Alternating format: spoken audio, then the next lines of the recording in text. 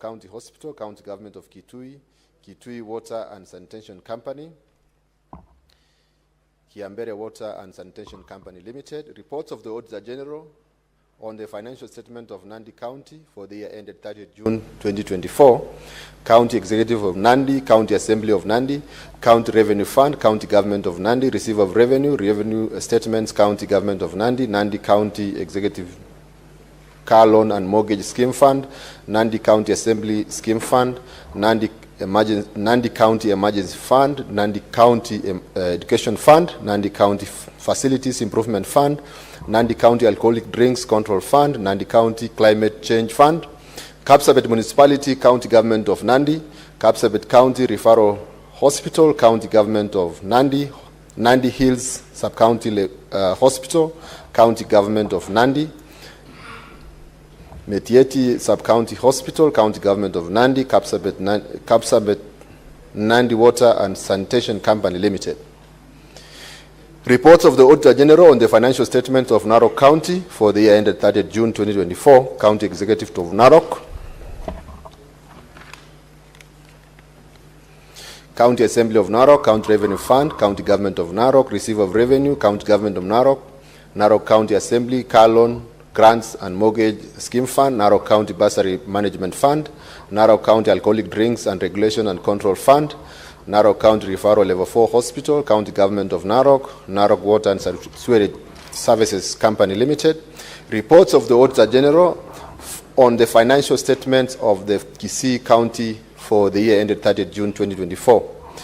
County Executive of Kisii, County Assembly of Kisii, Receiver of Revenue, County Government of Kisii, County Revenue Fund, County Government of Kisii, Kisii County Emergency Fund, Kisii County Loans and Mortgages Fund, Kisii County Assembly Members Loan and Mortgage Fund, Kisii County Alcoholic Drinks Control Fund, Kisii County Veterinary Services Development Fund, Kisii County Bursary Fund, Kisii County COVID-19 Emergency Fund, Kisii Demonstration Farm Fund, Kisii County Health Facilities Improvement Fund, Kisii County Climate Change Fund, Kisii Municipality County Government of Kisii, Kisii Teaching and Referral Hospital, Gusii Water and Sanitation Company Limited.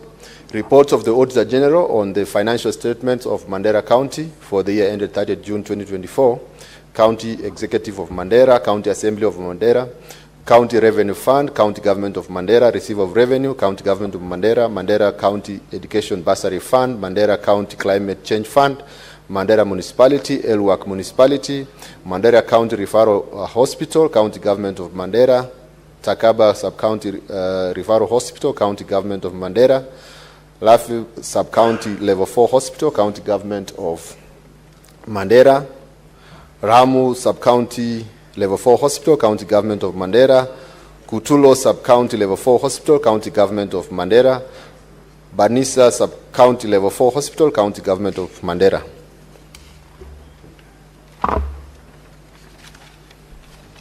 Elwak Sub-County Level 4 Hospital, County Government of Mandera, Mandera Water and Sewerage Company Limited, County Government of Mandera, Elwak Water and Sanitation Company Limited, County Government of Mandera.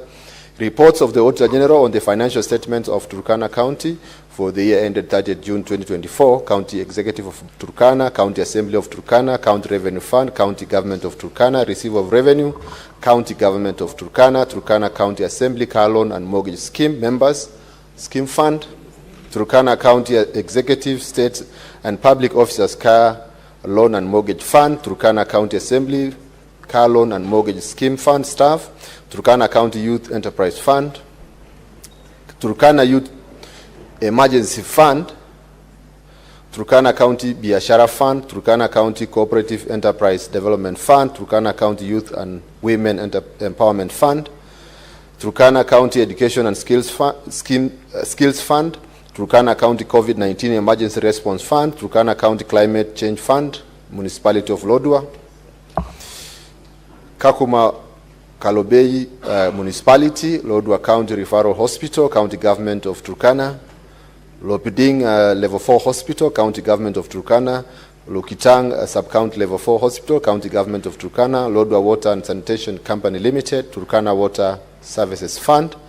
Reports of the Auditor General on the financial statements of the County of the County of Meru for the year ended 30th June 2024, County Executive of Meru, County Assembly of Meru, County Revenue Fund, County Government of Meru, Receiver of Revenue, Revenue Statements, County Government of Meru, Meru County Revenue Fund, Meru Staff Car Loan and Mortgage Scheme Fund, Meru County Executive Staff Housing Fund, County Assembly of Meru members, County Assembly of Meru members for members Car Loan and Housing Scheme Fund, Meru County Microfinance Corporation, Meru County Alcoholic Drinks Control Board, Meru County Investment Corporation, Meru Youth Services Fund, Meru County Climate Change Fund, Meru Water and Sewerage Services Company Limited, Meru County Rural Water and Sanitation Company Limited.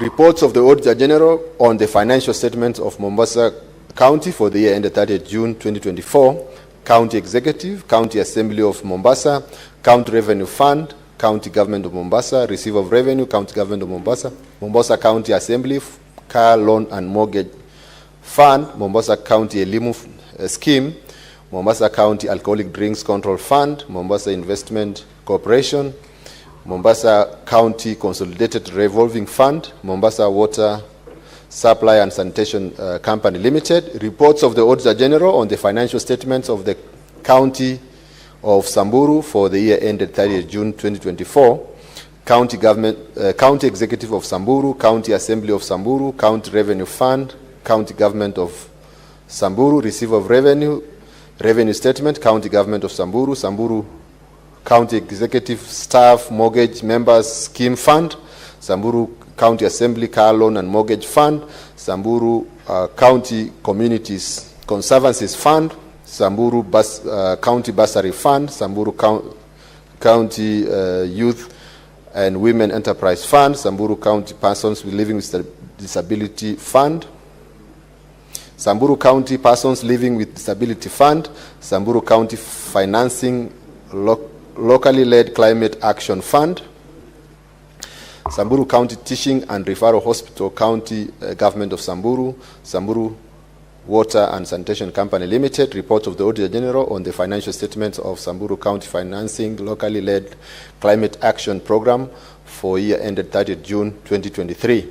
Reports of the Auditor General on the financial statements of the Nyamira County for the year ended 30th June 2024, Nyamira County Referral Hospital, County Government of Nyamira, Masaba District Level 4 Hospital, County Government of Nyamira, Manga Sub-County Level 4 Hospital, County Government of Nyamira.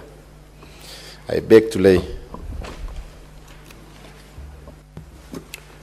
Before I allow the clerk to call the next order, Honorable Senators, allow me to make this communication. Senator for Makueni and Kitui County. I would like to acknowledge the presence in the public gallery this afternoon of visiting students and teachers from Bukuria. I hope Senator Eddy have pronounced that right. Bukuria School and Junior Academy, Migori County. The delegation comprises of 50 students and 6 teachers who are undertaking a study tour to the Senate. Honorable Senators, on behalf of the Senate and on my own behalf, I extend a warm welcome to the delegation and wish them all the best during their visit. I will allow the Senator for Migori County under 1 minute, Senator, to extend a word of welcome.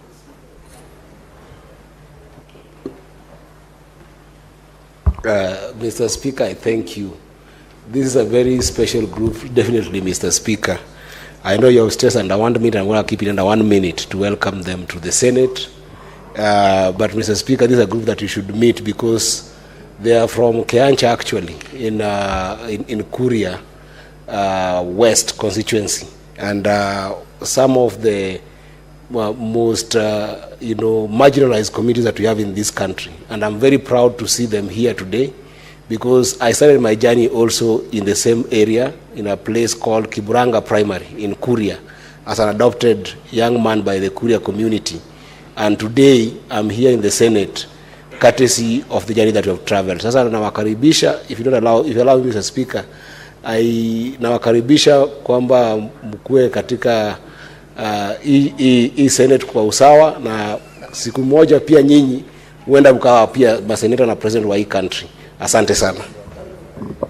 Senator Eddie, I do want to rule out of order in front of your constituents. I'll allow you to get away with that. Next order. Order number 6, notices of motion. Order number 7, questions and statements. Statements pursuant to Standing Order 52-1. Honorable Senator Hezena.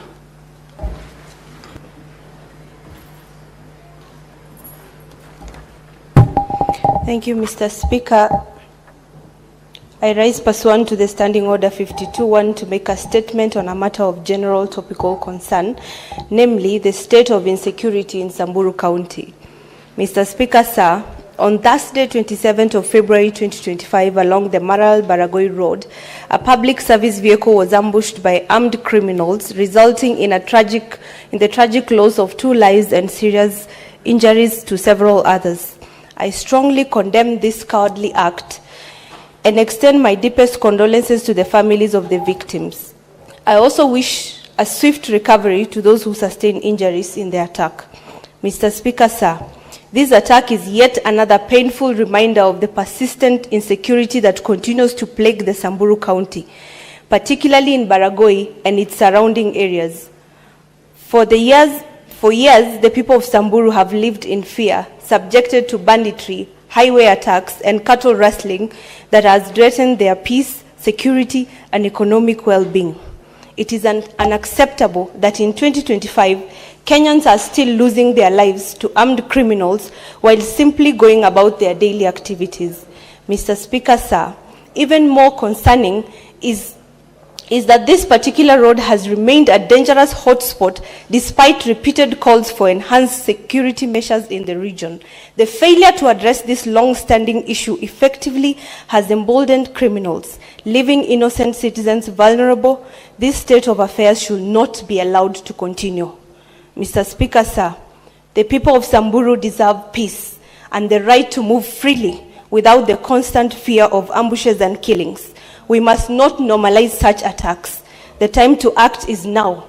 Our people cannot continue to suffer in silence while criminals operate with impunity. I reaffirm my commitment to advocating for the security and well-being of the people of Samburu and will continue to engage relevant authorities to ensure lasting solutions are implemented. Mr. Speaker, sir, I therefore call upon the Ministry for Interior and National Administration, along with all relevant security agencies, to take immediate and decisive action to restore peace and stability in the region. Specifically, I urge the government to 1, deploy additional security personnel along the Maral-Baragoi Road to ensure safety of travelers and residents. 2, to strengthen intelligence operations to preempt and neutralize criminal elements before they strike.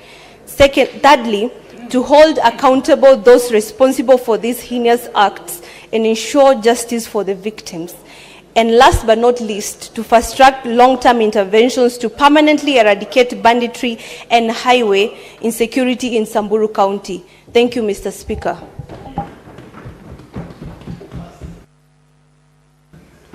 Honorable Senator Hamida Kibwana.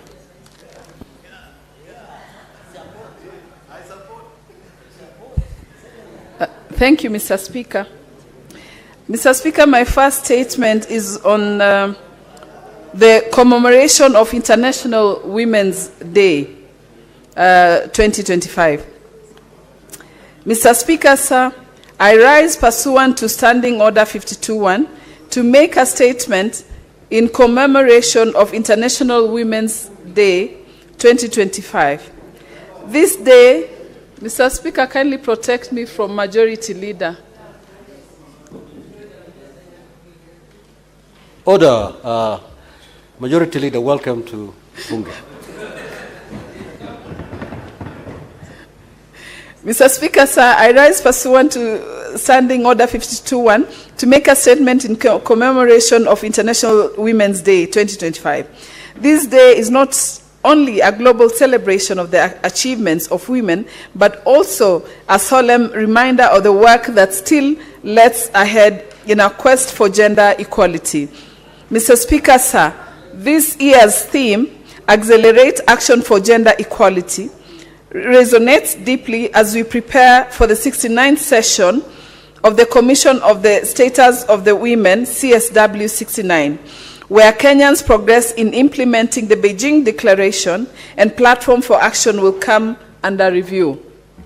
Mr. Speaker, Kenya has made commendable strides in advancing the women's agenda. The 2010 Constitution firmly enshrines gender equality, and we have witnessed increased representation of women in leadership, with 47 elected women representatives, 29 in single constituencies, and 12 nominated members in the National Assembly.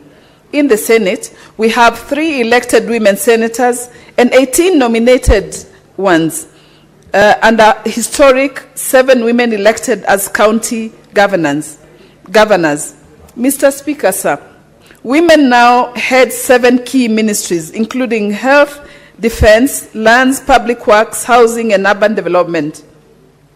Prominent women hold constitutional offices such as Attorney General, Auditor General, Controller of Budget, and Chief Justice. Additionally, women lead independent commissions like the National Gender and Equality Commission, NGEC, and the Commission of Administrative Justice, Office of the Ombudsman.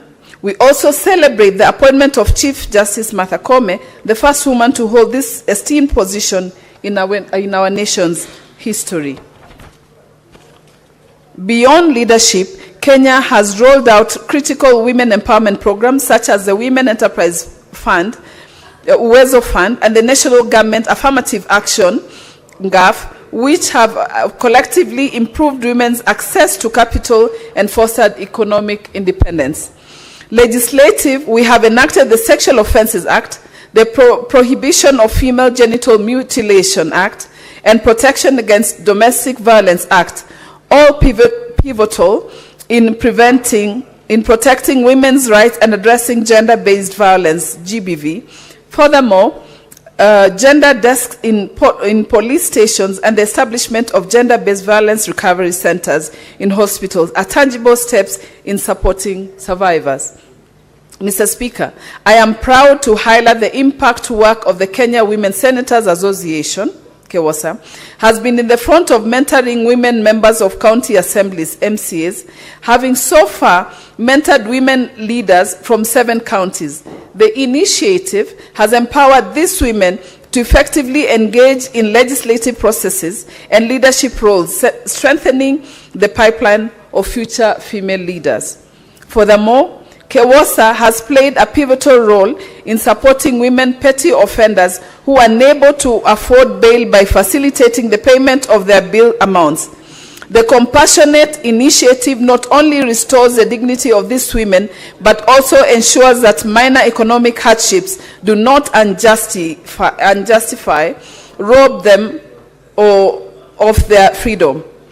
I extend my heartfelt appreciation to the women senators for their unwavering support and invaluable contributions to these programs. Their collective efforts have made a meaningful difference in advancing women's empowerment and gender equality across the nation. Mr. Speaker, sir, while we acknowledge these strides, we must also confront the persistent challenges. The 2/3 gender rule remains an unfulfilled constitutional requirement, and gender-based violence continues to rob women and girls of their dignity and safety. Economic disparities still limit women's access to land ownership and formal financial systems. As we mark this important day, I call upon in the House and all stakeholders to, number 1, expedite the full implementation of the 2/3 gender rule through legislative and policy action. Number 2, strengthen women's economic empowerment by expanding access to affordable credit and financial literacy programs. Number 3, invest in mentoring and leadership training for young women supported by KEWOSA and other platforms.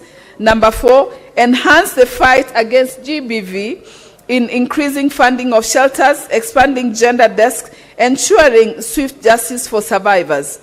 And number 5, ensure women's voices are integral to climate action and digital innovation, closing the gender gap in STEM fields.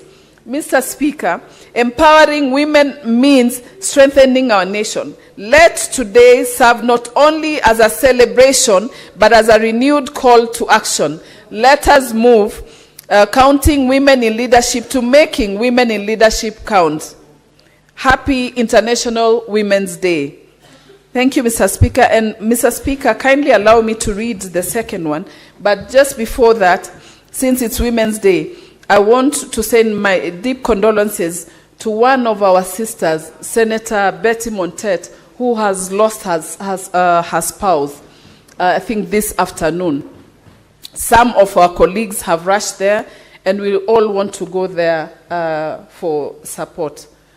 We wish her... Go ahead and in the other statement, under 52.1. Yeah, I'll go to the second one. The recent win by Bien Baraza as the best East African artist in the Tres Music Awards 2025. Mr. Speaker, sir, I rise pursuant to Standing Order 52.1 to make a statement of general topical concern, namely congratulating Bien Baraza, an award-winning Kenyan music artist, for his outstanding achievement in winning the prestigious East African Best Musician, titled as the Tres Music Awards. This remarkable feat is not only a personal triumph, but also a proud moment of Kenya, as it showcases the immense talent thriving within our creative and performing arts sector. Mr. Speaker, sir, Bien's success is a testament to the power of dedication, creativity, and resilience. It underscores the vital role that music and the arts play in shaping our cultural identity, inspiring the youth, and contributing to our nation's economy. His recognition on such a prominent regional platform, alongside the caliber of his competitors, Diamond Platinum, Tanzania, Joshua Baraka, Uganda, Harmonize, Tanzania, Rofan, Tanzania, Mario, Tanzania, Zuchu, Tanzania, and Nandi, Tanzania, highlights the potential of Kenya artists to compete and shine to the global stage. Mr. Speaker, sir, the achievement further brings to the light the critical role played by platforms such as the Tres Music Awards in nurturing and promoting local talent. Tres, established in 2003, is a global music and entertainment platform dedicated to promoting urban and contemporary African music. It originated from a cable TV network in France and has since grown into a powerful media brand, operating music channels, radio stations, and digital platforms across Africa and beyond. Tres has provided an individual stage for young artists, offering them the opportunity to showcase their creativity, expand their reach, and gain international recognition. It is through such opportunities that our youth are empowered to transform their artistic passions into meaningful careers. Mr. Speaker, sir, in light of this, I wish to urge the government to, number 1, promote and incentivize the creative and performing artist sector by increasing funding, establishing mentorship programs, and providing grants for young artists. Number 2, strengthen partnership with platforms like Tres and other stakeholders to create more avenues for Kenya talents to be showcased regionally and globally. Number 3, incorporate arts education into schools' curricula to cultivate creativity and innovation among the youth from an early age. Number 4, support the establishment of art hubs and music academies across the country to provide safe and a nurturing space for young creatives to learn and grow. Mr. Speaker, sir, as we celebrate Bien's victory, let this moment serve as a reminder of the boundless potential within our youth and the need to invest in their talents by fostering the environment where art and creativity nourishes. and flourish will not only empower individual artists, but also strengthen Kenya's cultural and economic landscape. Congratulations once again to BN Baraza. Your win is Kenya's win. I thank you, Mr. Speaker. Thank you. And since you have mentioned our condolences to Betty Montens, to her as the senator, nominated senator, and to her family. So the Senate stands with her during this time of grief and sorrow. Now we go to statements and standing under 53.1. Senator James Murango. You, okay.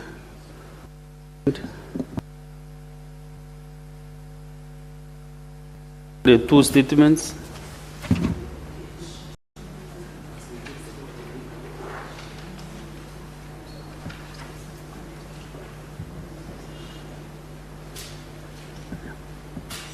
And that solidarity so nice is your predecessor in the agriculture, former chair agriculture. Thank you, Honorable Speaker.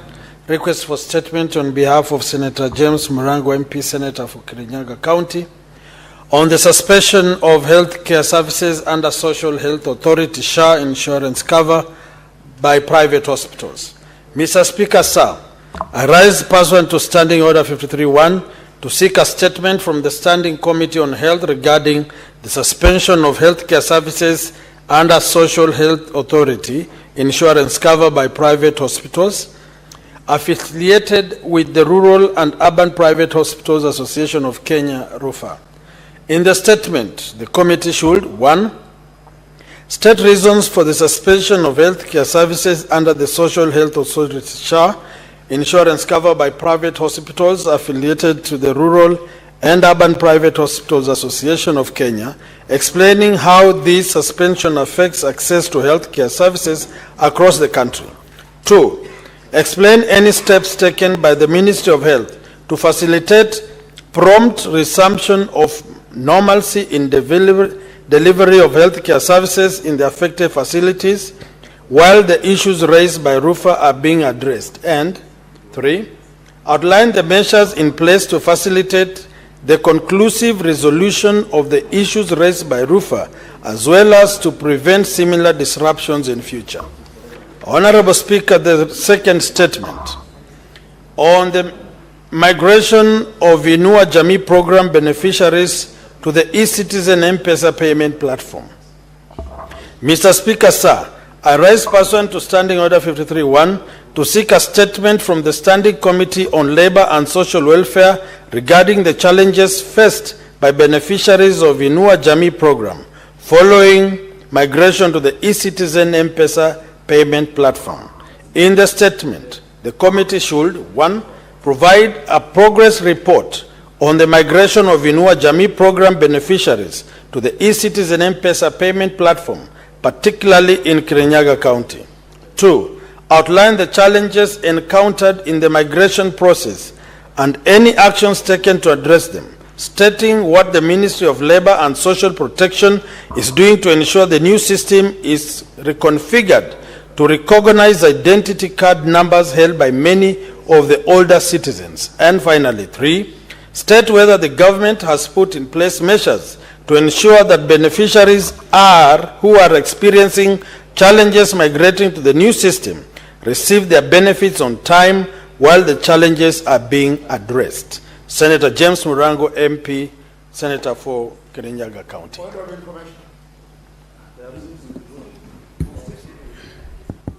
Who do you want to inform Senator Boni Karwale, Majority Whip? The Senator for Bungoma. Why are you informing him now? And he was just reading a statement. Maybe you can get time to interrogate that statement at the committee level. Mr. Speaker, it will help the House. No, I do not want to comment on the statement. It will help the House.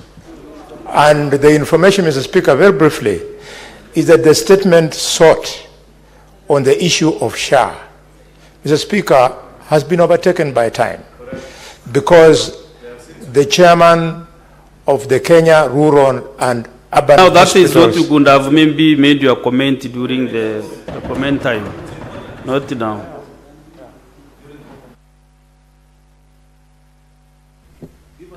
Senator Andy Okech? There are several still other statements. Sema Baba. Thank you, Mr. Speaker. Mr. Speaker, today the majority leader is in a very high spirit, which is very good. But Mr. Speaker, also just allow me, through your honor, to convey my deepest condolences to our colleague, Senator Montet. She has been an industrious member of this House and recently elected a chair of education. And the loss of the spouse is really a painful one, and we say sorry. Let me proceed to my statement. I will kind that maybe you'll create some time for that particular. Absolutely, that would be highly appreciated, Mr. Speaker. So that we can do some work. Then I will create some time for the condolences. Highly, thank you for your kindness, Mr. Speaker. That would be very, very highly appreciated. Mr. Speaker, this is a request of a statement on lack of transparency in the financial operations of the Migori County government. And Mr. Speaker, through your honor, I rise pursuant to Standing Order 53-1 to seek a statement from the Standing Committee on Finance and Budget regarding the lack of transparency in the financial operations of Migori County government.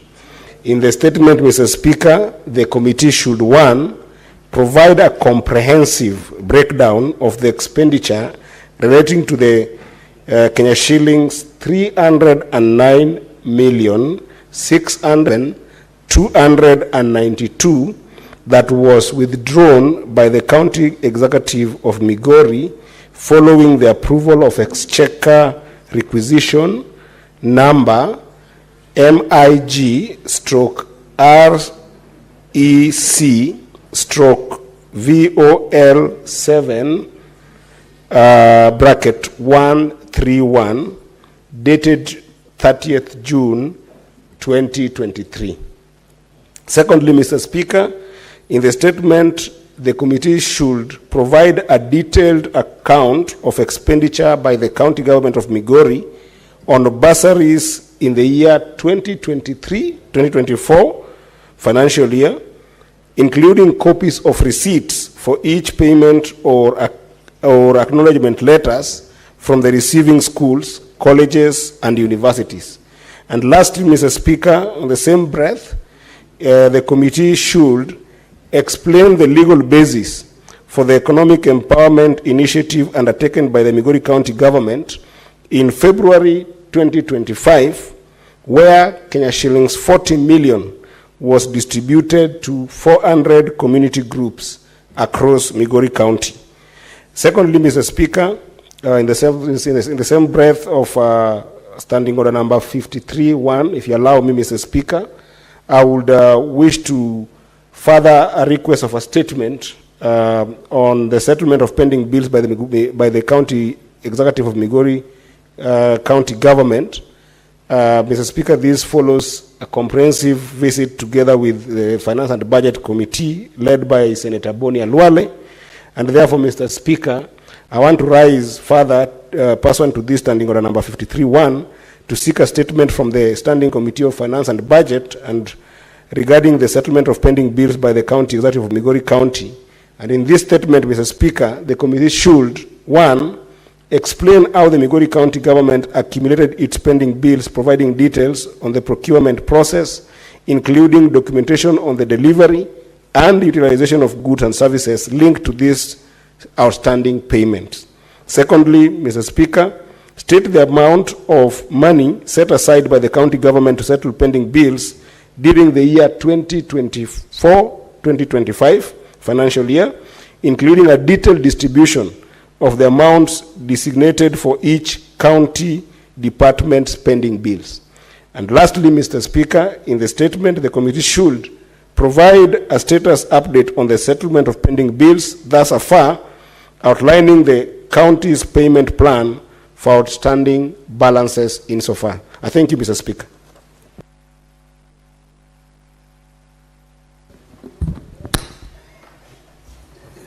Senator Eddy.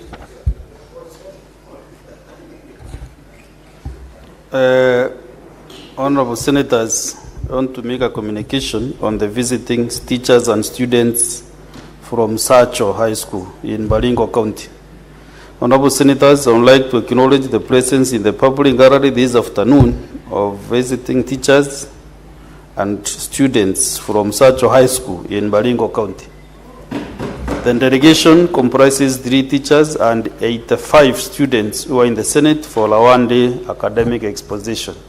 Honorable Senators, in our issued tradition of receiving and welcoming visitors to Parliament, I extend a warm reception, welcome to them, and on behalf of the Senate and on my own behalf, wish them a fruitful visit.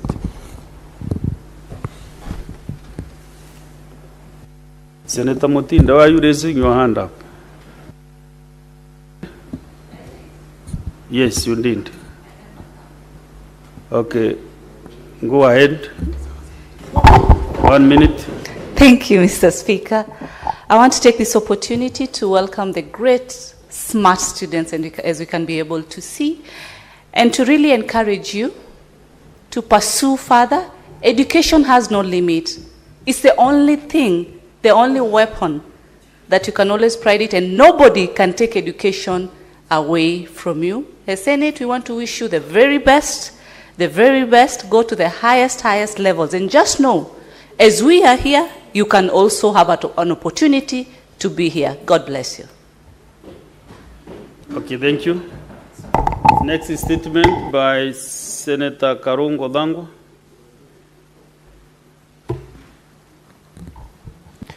Thank you very much, Mr. Speaker, for giving me this opportunity to also request for a statement on the issue of electricity disconnections in the counties, Mr. Speaker. Mr. Speaker, I rise pursuant to the Standing Order 53.1 to seek a statement from the Standing Committee on Energy regarding the continued disconnection of electricity by the Kenya Power and Lighting Company, Kenya Power, and its overall engagement with the county governments and individual consumers. In the statement, the committee should, 1, state the legal and procedural framework governing electricity disconnections, providing a list of counties and essential service institutions such as hospitals that have faced power cuts from the year 2022 to date, and outline measures to ensure that critical public institutions are not affected by the unwarranted disconnections. 2, state the amount in electricity bills owed by county governments, particularly Nairobi, Mombasa, and Kiambu, which are reported to have the highest outstanding balances, and indicate whether Kenya Power has issued or intends to issue disconnection notices to these counties. 3, disclose the extent of individual consumer disconnections that have been affected from 2022 to date, stating the number of Kenyans who have had their power disconnected, and provide information on consumer complaints regarding business losses and damage to electrical appliances due to abrupt disconnections. And 4, outline any compensation mechanisms available to be affected consumers and the steps Kenya Power is taking to ensure fair and transparent engagement with the public and individuals and the county governments. Mr. Speaker, I request. Thank you. Next statement by Senator Esther Kenyuri. Senator Chalagay, were you given instructions to do that? Yeah?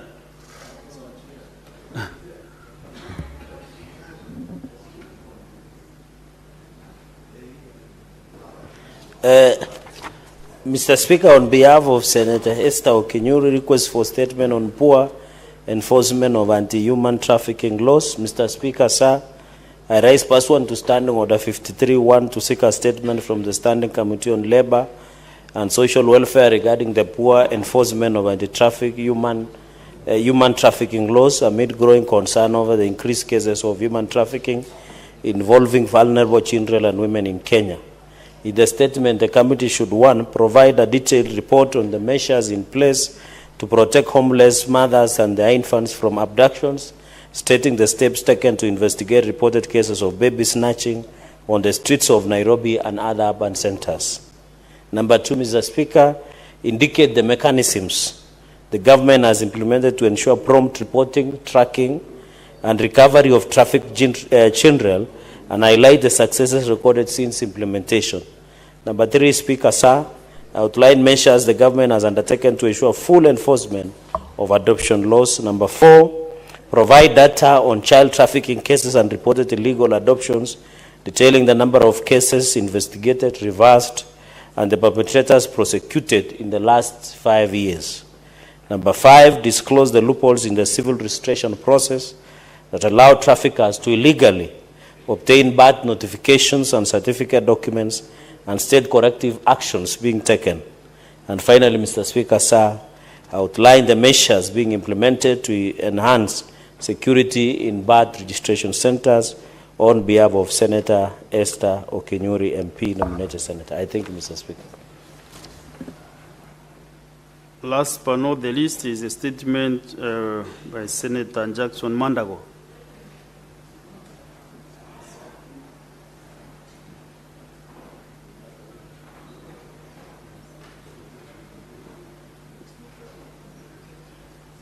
This statement is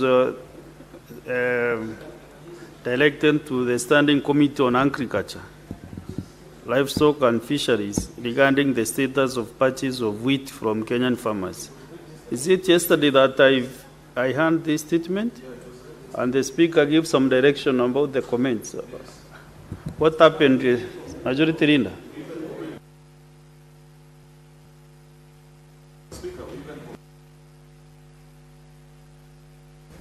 I think maybe it should be just a small typo, but we commented about it, Speaker. Okay. Then we go to, I want to give a few senators. No. Oh, yeah, you have the last one, Senator.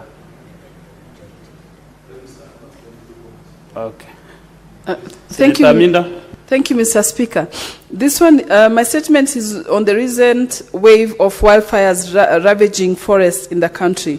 Mr. Speaker, sir, I rise pursuant to Standing Order 53-1 to seek a statement from the Standing Committee of Land, Environment and Natural Resources regarding the recent wave of wildfires that have ravaged various forest reserves and national parks across the country, including the Aberdares, Isiolo, Nairobi Park, the Mau Forest and Mount Kenya Forest. In the statement, the committee should 1, explain the causes of the recent wildfires and indicate whether preliminary investigations suggest arson or other human activities as contributing factors. Number 2, outline specific measures and strategies that the Ministry, the Kenya Forest Service, KFS, and the Kenya Wildlife Service, KWS, have implemented to mitigate the spread of these wildfires and protect our forest reserves.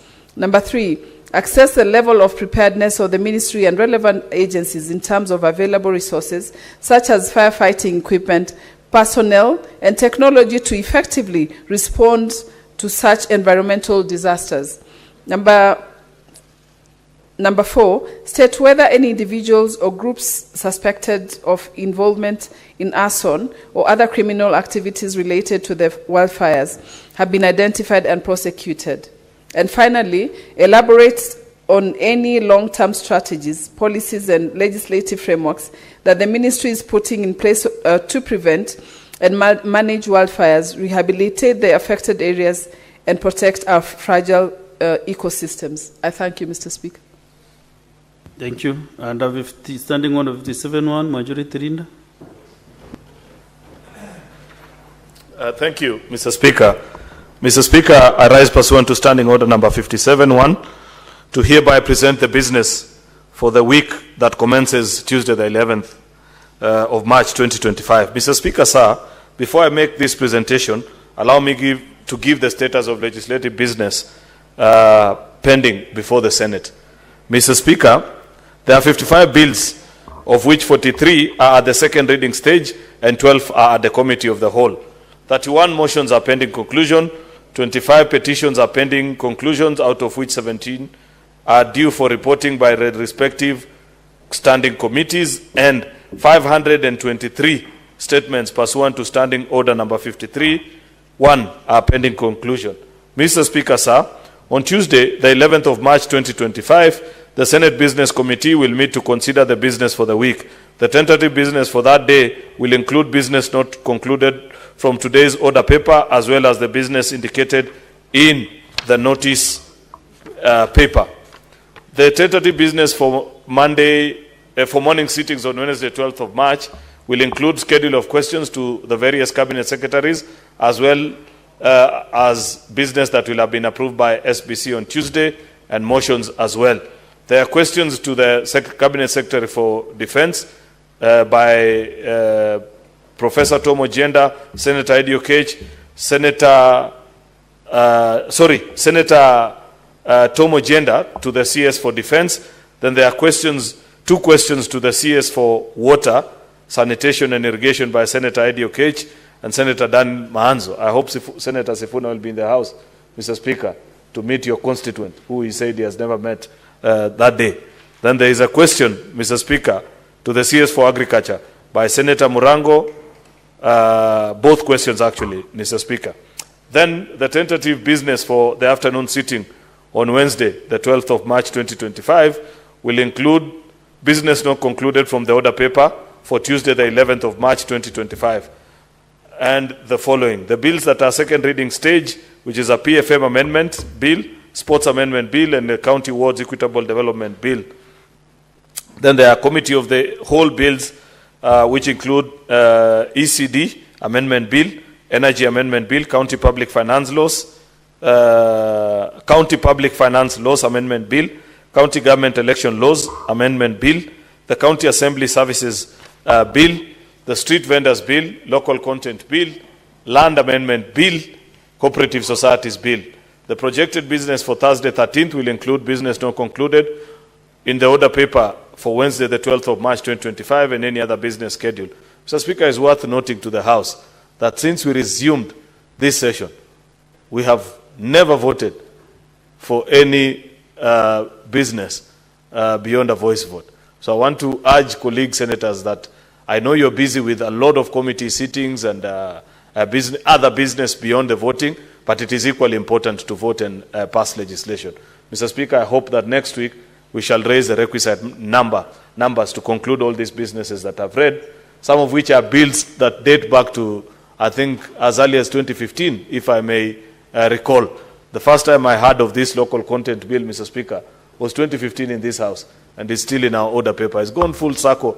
I really wish we can conclude, because it's an extremely important bill that will help our county governments, Mr. Speaker, to earn revenue from explorative activities within their counties and so many other things. Therefore, Mr. Speaker, I want to urge colleagues that next week let us find time to be present in the House and to conclude on this business. I thank you, Mr. Speaker, and lay this statement on the table of the Senate today. Thank you. Thank you, Majority Leader. We now go to brief comments for the next almost 15 minutes. Senator Sifuna Edwin. Thank you, Honorable Speaker. I could sense some anxiety on the part of the Majority Whip when the statement by the Kirinyaga Senator Murango was being read. It is as though he didn't want us to have opportunity to speak about the Social Health Authority issues, Honorable Speaker, because the chairperson of that Rural Hospitals, Private Hospital Association, is a young man I schooled with. He's called Lishenga. He was my candidate for Senate in Kakamega under the ODM ticket. And he has done a fantastic job representing those rural hospitals, Honorable Speaker, and he has informed me that although they have suspended hostilities for now, there are issues that still abound. Honorable Speaker, we at the County Public Accounts Committee had the opportunity to sit with the Auditor General on Tuesday when she appeared before our committee, and this is a matter of great national interest, so that colleagues should not appear to want to gag members when they are discussing a matter that is in the public domain.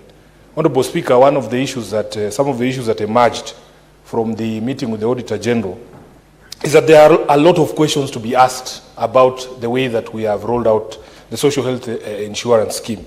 Honorable Speaker, she has singled out a few issues, and I want to mention them. Number one, being unbudgeted procurement and competitive procurement. Very many things, including unfavorable clauses to the people of Kenya. I heard the president, I think he was speaking in Malawi, saying that in this procurement there were no public resources used. I don't know how the president defines public resources, because, Honorable Speaker, the Auditor General has flagged that in that contract for the digital system, the owner of the system, who is not even the government, is a private consortium, takes 2.5% of my monthly contribution. Every time I pay my 32,000, that digital systems operator gets 2.5%. Then they get 5% on claims to hospitals. This is something that does not make any sense to me, Honorable Speaker. Why are claims being subjected to 5% deduction from the system operator? Then there is something called track and trace that they charge 1.5%. They are unconscionable contract terms, and we have to speak about these issues without appearing like, we are witch hunting or anything. So I want to assure the president that Sifuna's money is also defined as public money. My money is also public money because I'm making a contribution. All of us are making a contribution. And if the system operator is getting money from there, it means, therefore, that this 104 billion shillings that we are using to procure this system is actually public money. So, Honorable Speaker, the Auditor General made a suggestion to the House. Unfortunately, I'm no longer a member of the Senate Business Committee, but I think it is something that would be helpful to all of us as a House. She said that she needs to be allowed to also speak to Parliament in what she called a State of Accountability address. Let her come before this House, Honorable Speaker, and tell us the state of accountability in the country, because it will cut across all these issues on matters that are devolved and our individual counties, because there are problems all over the place. And, Honorable Speaker, although she tried to run away, we tried to tell her that, in fact, the Audit Act gives her powers to make recommendations that bind the hands of other institutions in the accountability ecosystem. Because according to her, she says that it is now the responsibility of Parliament, after she has said that there were 4 material breaches of the law in the procurement of the system for SHA, that it is now up to us to make recommendations. But the Audit Act also asks her to make recommendations. If they are saying that Parliament is the weak link in the accountability ecosystem, that we can be compromised, or that somehow her recommendations never see the light of day, let her tie Parliament's hands by saying, in these 4 breaches of the law in procurement of this system, the following officers at SHA are responsible. The following PSs, the following cabinet secretaries should be held to account. And that way, if we as a House want to change her recommendation, we will be the ones to explain to the public why we are letting thieves go. I thank you, Honorable Speaker. Senator Sifuna, you have really enjoyed 5 minutes out of 15 that are provided for statements this afternoon. So I think I did not give the time allocation when you started, but any other senator should take just 2 minutes to make a brief comment. Not to debate about the statement, just a brief comment.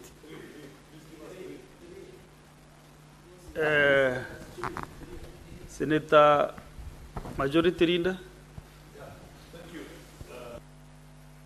Mr. Speaker, it will be unfair to us, but we'll try anyway to do justice to a very important national conversation that's ongoing.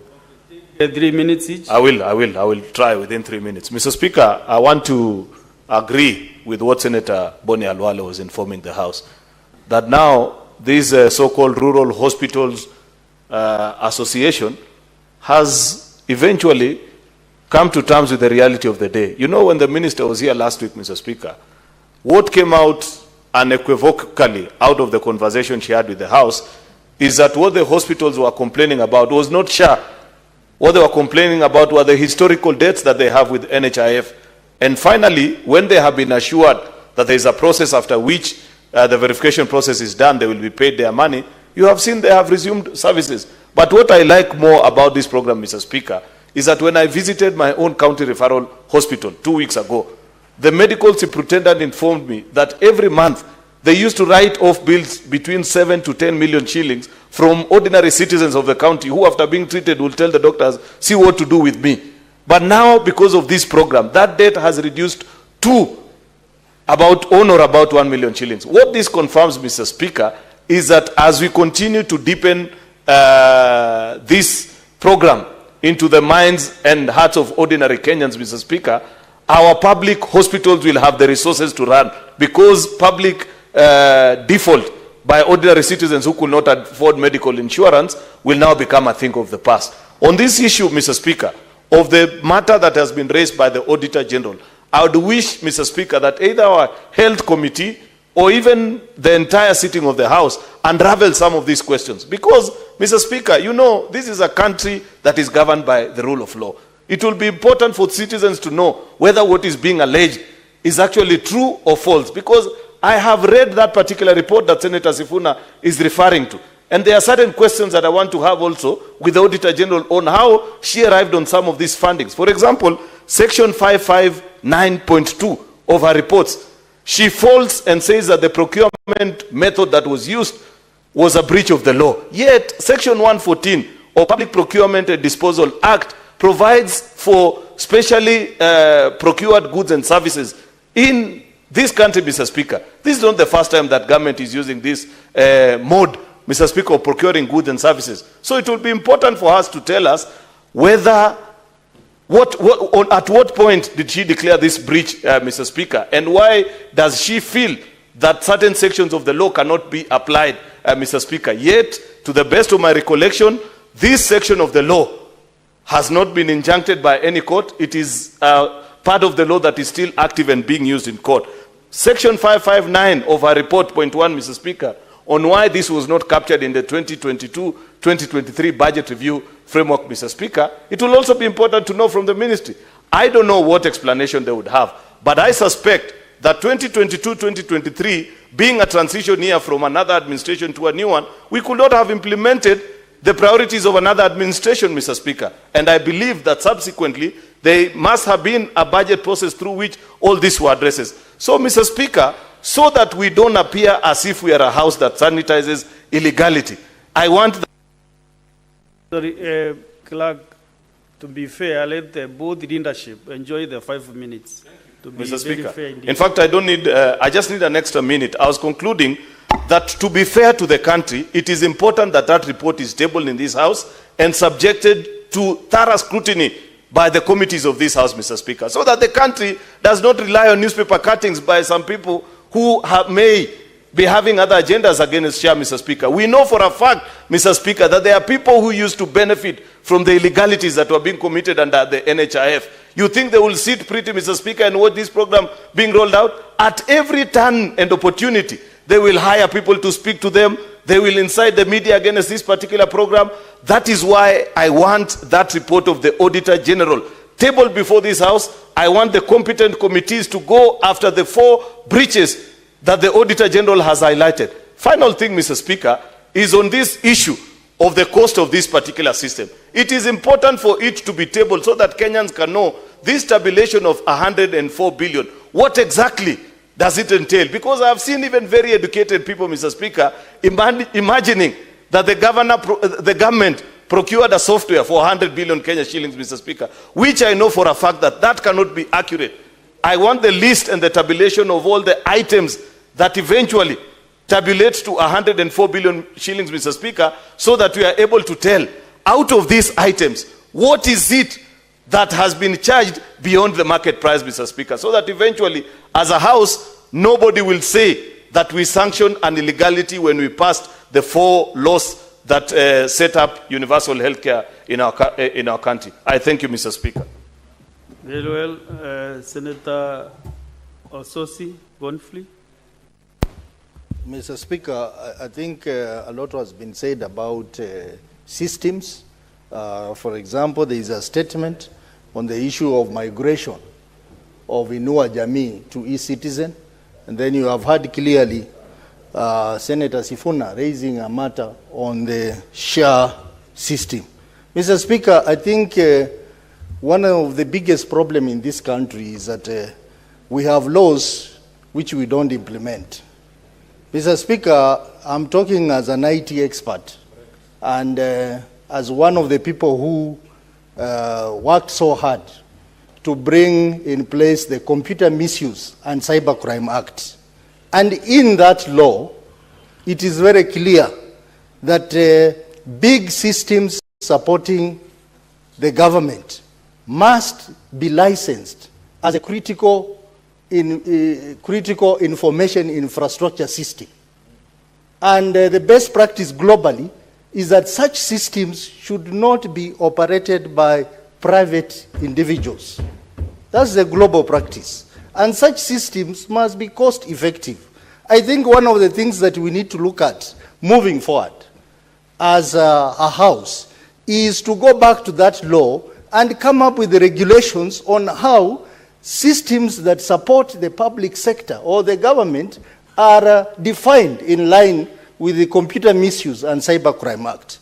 That way, we'll be able to avoid all these challenges we are talking about, operational issues, cost issues of this system. Mr. Speaker, this is something that I want, on behalf of this House, to be given the privilege to guide this House on that, how that should be done, because it has been done in other countries as well. Mr. Speaker, the second issue is the issue of the pending bills.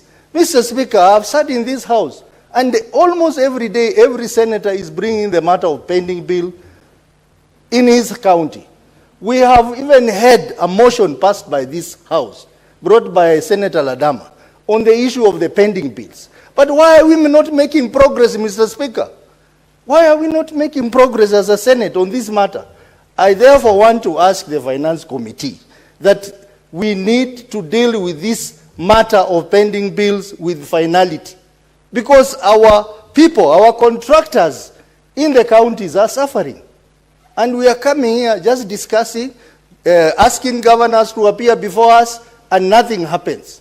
It's like the institutions in our counties are not being managed by us. So, Mr. Speaker, I want to request that if the Finance Committee is not able to resolve this issue,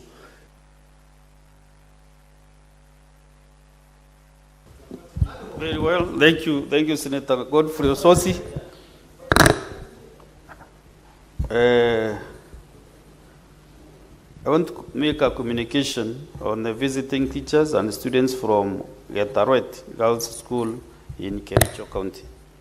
Honorable Senators, I would like to acknowledge the presence in the public gallery this afternoon of visiting teachers and students from Getaroet Girls School in Kericho County. The delegation comprises 6 teachers and 70 students who are in the Senate for a one-day academic exposition. Honorable Senators, in our usual tradition of receiving and welcoming visitors to Parliament, I extend a warm welcome to them, and on behalf of the Senate and on my own behalf, wish them a fruitful visit. Let me make this other communication, then we can welcome them together. This is another delegation of staff from various county assemblies and the national various county assemblies. Honorable Senators, I would like to acknowledge the presence in the Speaker's Gallery this afternoon of a visiting delegation of staff from Trans Nzoia County, Garissa County, Nyeri County, and the Kenya School of TVET, Nairobi. The staff are attending a training program on protocol and events management in the legislature at the Center for Parliamentary Studies and Training, CPST. Honorable Senators, I request each member of the delegation to stand when called out so that they may be acknowledged in the Senate tradition. 1, Ms. Ruse Atieno from Trans Nzoia County. 2, Mr. Oscar Okumwanyonyi from Trans Nzoia County. 3, Mr. Friend Neyole Wanyonyi, Trans Nzoia County. Then Ms. Sarah Hussein Hissa, Garissa County. Sorry, Mr. Margaret Wanjiko Kimodo from the Kenya School of TVET, Nairobi. Last but not the least, Ms. Susan Gadaigia Sebastian from Nyeri County. On behalf of the Senate and on my own behalf, I extend a warm welcome and wish you a fruitful visit. Let's start under 1 minute. Senate Majority Leader. Thank you, Mr. Speaker. I want to join you in welcoming these students from Getarwet Secondary School. Getarwet is in my home county, in the sub-county of Bureti. It's a very progressive school that I've had the opportunity to visit a couple of times and even build a classroom in honor of one of a very distinguished teacher from this institution who's a good friend of mine and the community there. So I hope, Mr. Speaker, that they enjoy the time seeing that how debate happens in this house. This is where your senator works. So, Mr. Speaker, when they get home, they should report to their parents that we found him at work, that he was not missing in action, that they saw him debate and engage with colleagues, Mr. Speaker. What they watched us engage in is reaction to statements. What Parliament does is you legislate, you represent, and you oversight. The debates that were happening here is part of our oversight work to see the things that government do, whether they are done in accordance with the law, or if there is breach of the law, Mr. Speaker, we order people to go where the people who do such things need to go to. Finally, Mr. Speaker, I welcome also the members of the county assembly from the various parts of the country. Senate is a mother institution of our county assemblies. In fact, our clerk is a patron of the organization of clerks of all the county assemblies. Mr. Speaker, I keep reminding ourselves that we must return back to the days of legislative summit, where we used to interact as Senate and the county assembly so that we can engage and exchange knowledge, Mr. Speaker, on how we run our oversight function as a devolution family.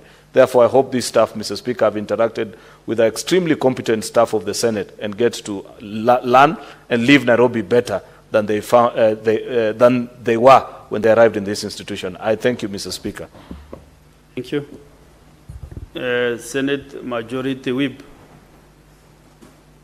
Senator Boni Kalwale. You want to make a comment on the statements? On the statements? On yes, the yes. statements. Mr. Speaker. 3 minutes. You said 5 minutes for the leadership. No. Mr. Speaker, 1 for either side. So is the deputy now whip? You are eating into a 3 minutes. Can you kindly Mr. Speaker, sir, yourself? Mr. Speaker, sir, the honorable Sifuna is a deputy whip. Presenting the minority side of the Senate. He's the only reader around this afternoon. But think about it all the same. Mr. Speaker, the issue of SHA. Number one, if people who don't like SHA must fight SHA, they should fight it with facts. I have seen excuses one after another, up to and including from the media.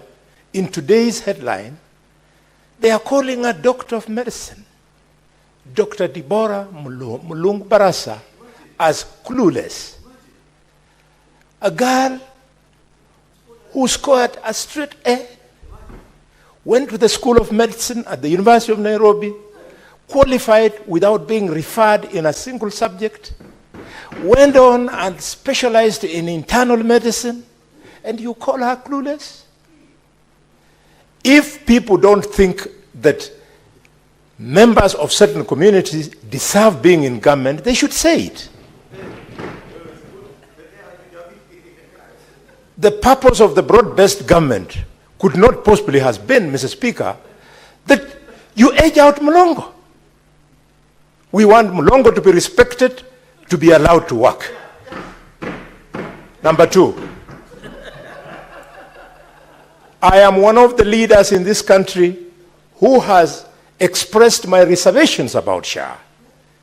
Not because SHA is bad, but because being an expert on medicine, surely I know something. The problem with SHA is the funding model. Nowhere in the world, Mr. Speaker, can you roll out universal health care for the Republic using private members' contributions only.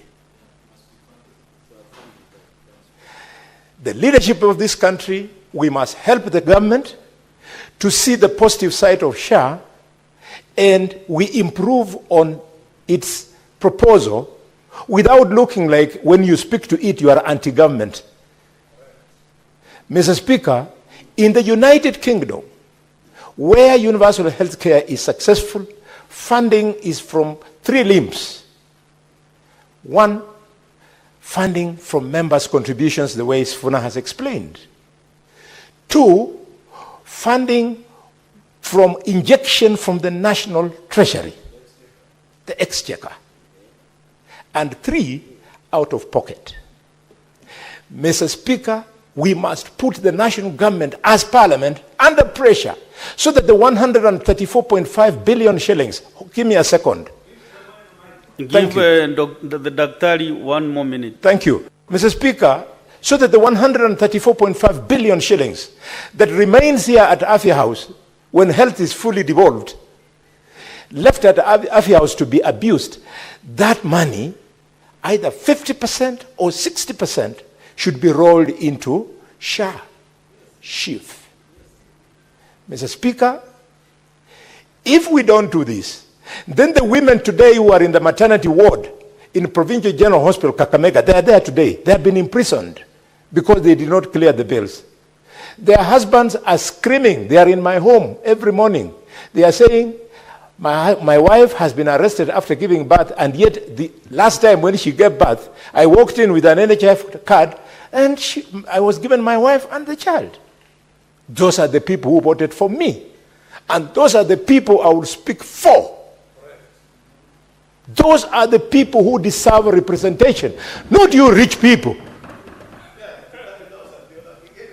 Every time I see people say, oh, accept this going on because me, I make a contribution of, I don't know, 27, 36. That is not the point. The point is the people who vote for us, the parents of the children who did the carry, Mr. Speaker, this afternoon. Because I know most of you, you are not any different from these people whose wives have been arrested in the province of Kakamega. Even you are lucky if your mother had delivered you in hospital, she would have been arrested. You were delivered in a banana plantation like myself. That is how serious it is, Mr. Speaker. And SHA must be... more than 1 minute. That I give Senator. Mr. Speaker, in conclusion, SHA must be properly thought through. The government made an error in trying to roll out a very good thing without proper piloting, Mr. Speaker. Must be now concluding the statements. I can see the Senator Manzo is not ready. Then I give Senator Chalage. Mr. Speaker, just on the issue of Social Health Authority, I want to caution the Office of the Auditor General, while under Article 229, the Office of the Auditor General is very critical in auditing. And I am the biggest champion of transparency agencies in the country. But Mr. Speaker, we should not allow the Auditor General to sensationalize a very critical and important government program. And therefore, and media also has been part of this wider scheme, Mr. Speaker, of centralizing stories. Yet under Article 229, sub-Article 8, Parliament has a role, Mr. Speaker. We need to consider these reports.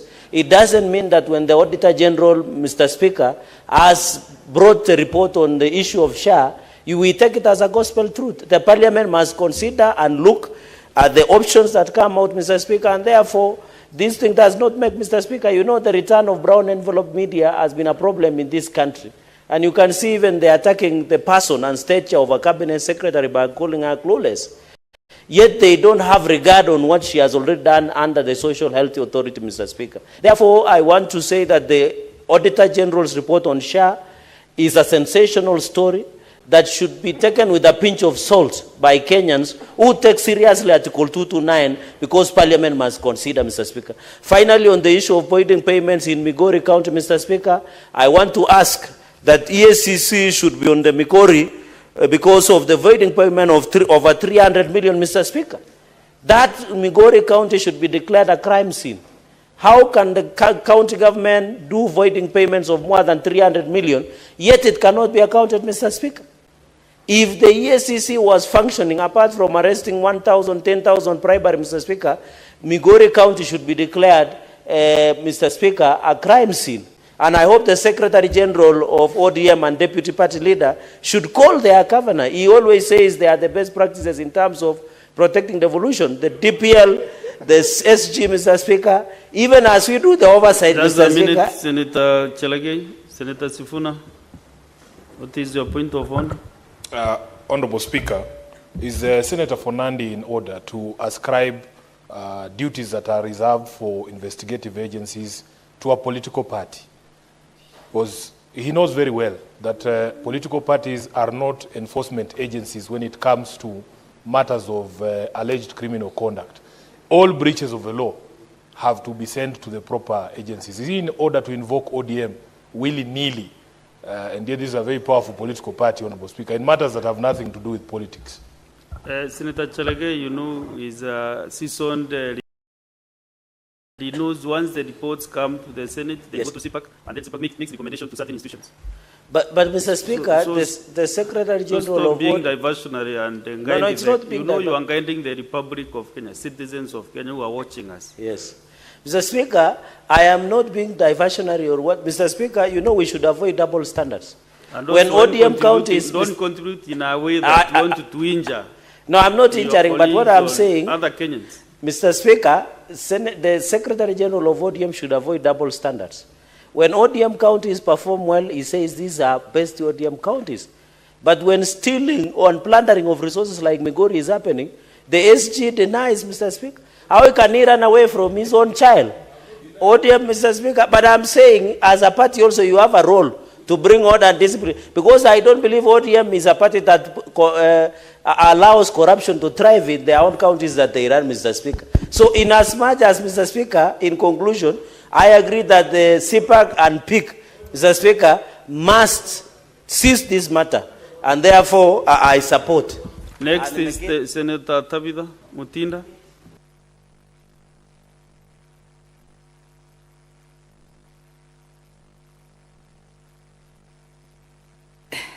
Thank you, Mr. Speaker.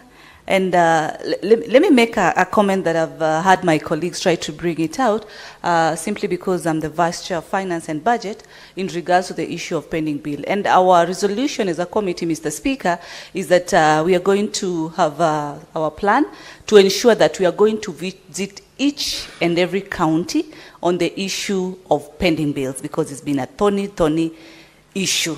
Mr. Speaker, just to touch on the issue of SHA. SHA has really been very much politicized, diverting our focus from the people who are really in need. Mr. Speaker, us as members of parliament, we have a very executive insurance such that we are able to access very good medical services. The issue that is currently on table is affecting the common mwananchi. We should be able to have a discussion that at the end of the day brings a solution to the common mwananchi. The problem that is there is also how this communication was done. Because out of 18 million Kenyans who have registered for SHA, only 4 million are remitting. The other 14 million are not remitting, Mr. Speaker. Today, as we were looking at the PBS and the COG appeared, in their submissions, Mr. Speaker, out of the 85 billion that has been increased to go to the Ministry of Health, 30 billion almost is going to the Ministry of Health, but to be able to do other functions. And then we are also asking, this additional funding is supposed to be able to do what? Because any additional funding that has gone to the Ministry of Health should also be able to show or strategically be able to show how much is going to be able to handle the issues of SHA. The discussion that we are having and trying to negate SHA so much and make it look so bad, yet it is one of the best programs that the government is offering. We are forgetting that you do not know when you'll get sick. You do not know. Sickness does not knock. So in whichever conversation that we are having, let us have a conversation minding the common mwananchi and addressing the key issues. The issue of the Auditor General, yes, there are concerns. Let them come to Parliament. Let us address them. Let us look at them. But the issues of the Auditor General are different issues. The issues of the Mwananchi going to the hospital and not being able to get a service is an issue. And that should be addressed collectively. Sickness does not know tribe. Sickness has no time. And sometimes it doesn't matter how. Honorable Senators, you must conclude the statement hour because we have lined some motions, bills. Last but not the least now is Senator from Mahanzo Daniel. Thank you, Mr. Speaker. Mr. Speaker, I want to say that the moment we passed the SHA and SHIF law, the NHIF law was repealed. And therefore, there's no possibility or chance that people will go back to that. And therefore, we must do our level best, Mr. Speaker, to make sure that this program, very important, touching all our counties, touching every single village in this country, that is sorted. Mr. Speaker, for the first time in life, the Kenyans have really suffered. We, the members of parliament, are the one rescuing people from hospitals. And again, Mr. Speaker, the thieves of NHIF are known. Where they have hidden the resources is known. The government, the DPP, the DCI should do everything possible, Mr. Speaker, to make sure that all the thieves are arrested, charged by ESCC, and make sure that the monies are recovered, because they live in this country, they are known, some of them are in government, Mr. Speaker. And therefore, it is important so that we bring this matter to conclusion, to come up with a way forward, Mr. Speaker, to make sure that Kenyans, a common Kenyan, is served by this system, so that it should not look like it were better when NHIF was there, but make sure that nobody is detained in hospital after giving birth, no one is detained in hospital after getting sick, and especially when they come from poor families whereby they are not able to afford and to make sure that they are free from such mistreatment, being mishandled. And meanwhile, while we sort out this, I think the government then should come up with a strategy of releasing of these people or getting them paid for, because we have raised more than enough money. The Minister of Health is devolved. Money is stuck at the national government. And most important, Mr. Speaker, and now those are funded, then any deficits should be taken care of by the Minister of Health. Otherwise, I am grateful, and thank you, Mr. Speaker, for giving me an opportunity to make these comments. Thank you.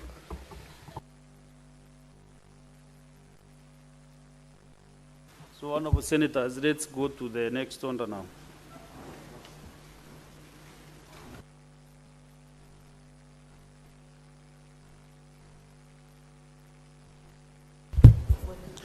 Order number 8, motion.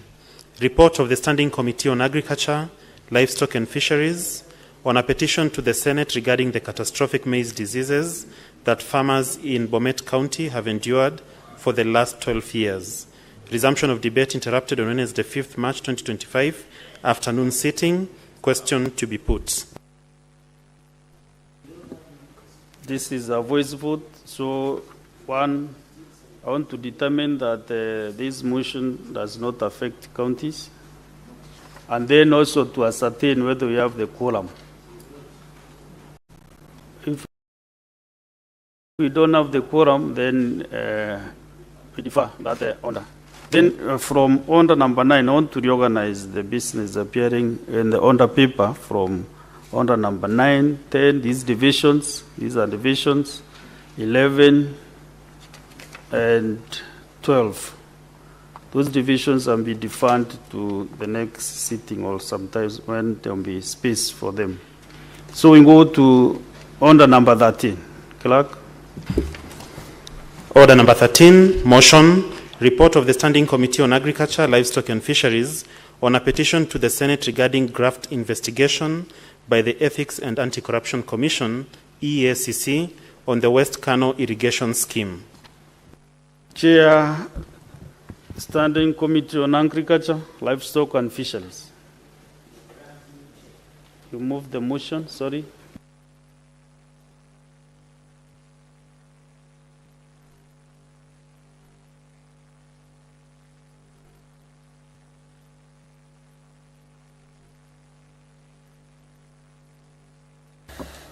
Thank you, Mr. Speaker, sir. Mr. Speaker, sir, I beg to move. Chair, just give me 1 minute. I recognize this delegation because it might take some time. Honorable Senators, I would like to acknowledge the presence in the public gallery this afternoon of visiting teachers and students from St. Thomas Aquinas, Tamadeu Boys School in Makueni County. The delegation comprises 2 teachers and 49 students who are in the Senate for a one-day academic exposition. Honorable Senators, in our usual tradition of receiving and welcoming visitors to Parliament, I extend a warm welcome to them, and on behalf of the Senate and on my own behalf, wish them a fruitful visit. Thank you. Senator representing Makueni County, 1 minute to welcome the students. Thank you, Mr. Speaker. I take this opportunity. From St. Thomas Aquinas. Yes. From Madeo Boys School. Yes, Mr. Speaker. I want to welcome the students to the House and tell them that when you visit Parliament, you learn a lot. In your form for examinations, for those who are reading history and civics, you are going to have about 10 to 15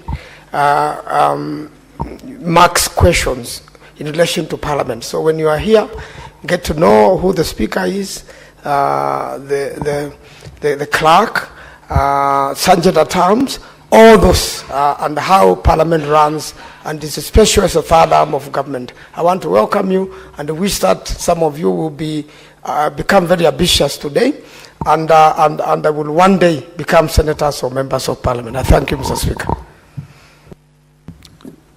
Senator Wakwoli, proceed and move the motion. Thank you, Mr. Speaker, sir. I want to request your permission to remind my good senator that after the function he should see his students behind the tent for some motivation. Honorable Speaker, I beg to move that the Senate adopts the report of the Standing Committee on Agriculture, Livestock and Fisheries on a petition to the Senate regarding draft investigation by the Ethics and Anti-Corruption Commission on the West Cano irrigation scheme laid on the table of the Senate on Thursday, 5th, 2024. Honorable Speaker, the Standing Committee on Agriculture received a petition from Patrick Ochieng Odimba on behalf of the citizens of the Republic of Kenya and residents of Kawino North location, Kabido Sub-County, Nyando Constituency, Kisumu County, regarding the Ethics and Anti-Corruption Commission EACC draft investigation in West Cano irrigation scheme. The petition raises issues regarding to 3 major grafts in the scheme, namely, that is Rehabilitation Fund graft, Farm Machine Accessories Aid graft, and Rice Sales Fund graft. Honorable Speaker, the petition raises the following issues. Between 2009 and 2015, the government released 86 million, with the farmers saving totaling to 18 million, which was utilized by West Cano Irrigation Farmers Revolving Fund and the National Irrigation Board. Between 2015 and 17, the scheme Farmers Cooperative Society leaders, in conjunction with the National Irrigation Authority, managed the farm accessories aid. This aid was given to Government of Kenya together with the Government of Republic of Japan and has not been accounted for. Between 2020 and 21, the Kenya National Trading Company, in conjunction with the National Irrigation Authority and the scheme Farmers Cooperative Society leaders, managed the Rice Fund and was given by the Government of Kenya and not accounted for. Efforts by the residents of the Cano irrigation scheme to have the Ethics and Anti-Corruption Commission investigate the pilferage or in the scheme. Mr. Speaker, sir, based on the deliberations with the petitioner on 21st February 2023, the committee made the executive officer, Ethics and Anti-Corruption Committee, on Tuesday, 6th, 2023, Cabinet Secretary, Ministry of Water and Sanitation, on Wednesday, 29th March 2023. The Commission Secretary of the Commission on Administrative Justice, CAJ, on Tuesday, 24th, 2024. The Managing Director, Kenya National Trading Company, on Tuesday, 24th, 2024. Governor Kisumu on 11th July 2023. The committee further held a meeting with the managers of West Cano Farmers Cooperative Society and the leaders of the three funds on 8th August 2023. Mr. Speaker, sir, based on the deliberations, the committee made the following recommendations and observations. Whereas there have been numerous requests by stakeholders, EACC, to launch investigations over this matter, there appears to have been inaction by these agencies to conclusively investigate this matter and give response to farmers. The West Cano irrigation scheme received substantial amounts from 2008 and 21. However, regular and systematic audits, fund utilizations have not been taken, and inevitably led to the culmination of unaudited accounts running to many years. Honorable Speaker, the Kisumu County government that facilitated the ownership and acquisition of the tractors for a very long time equally did not honor its part of responsibility.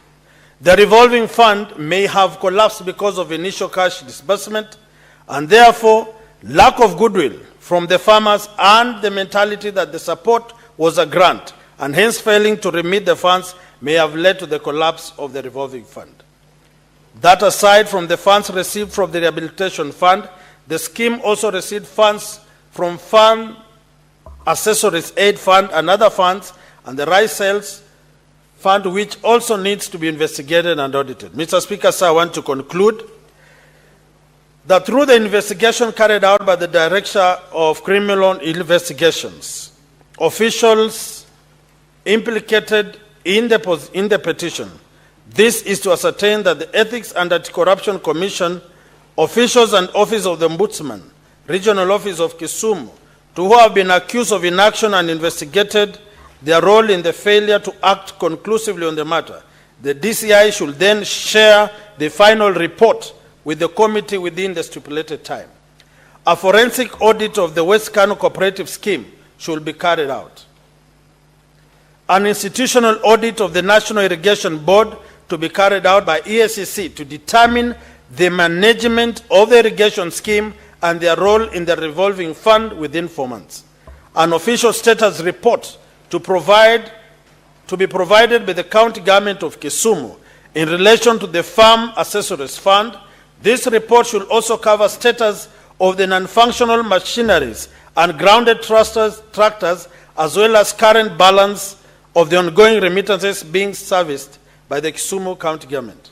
A final report, audit report, be provided by the National Irrigation Board to the Committee on the Revolving Fund that collapsed because of the initial cash disbursement that was a grant, which was later converted to a revolving fund within 6 months. This will also confirm if the lack of goodwill from farmers and the mentality that the support was a grant and hence failing to remit the funds is the reason that led to the collapse of the revolving fund. EACC to provide a formal response to the Commission on Administrative Justice findings report that stated that the responses of the scheme were shrouded with inconsistencies, and further noted that the matters raised amount to allegations of corruption. This response should be shared with the committee within 3 months. EACC should further extend investigations to KCB Kisumu branch within 5 months regarding their role in facilitating the opening of the bank account under the name of individuals, and yet the account was used to transact government funds. Should also be investigated to determine the role they played in the graft allegation. Mr. Speaker, sir, in conclusion, the committee observed that this petition and all other matters affecting the farmers in the country subsequently affect food security. Any related issue raised on the matters affecting farmers not only in West Cano, but also in other irrigation schemes should thoroughly be dealt with. Mr. Speaker, sir, in order for the recommendations of the committee to be actionable, I beg to move. I want to take this opportunity to request Honorable Cheregei to do the secondment. Senator Cheregei.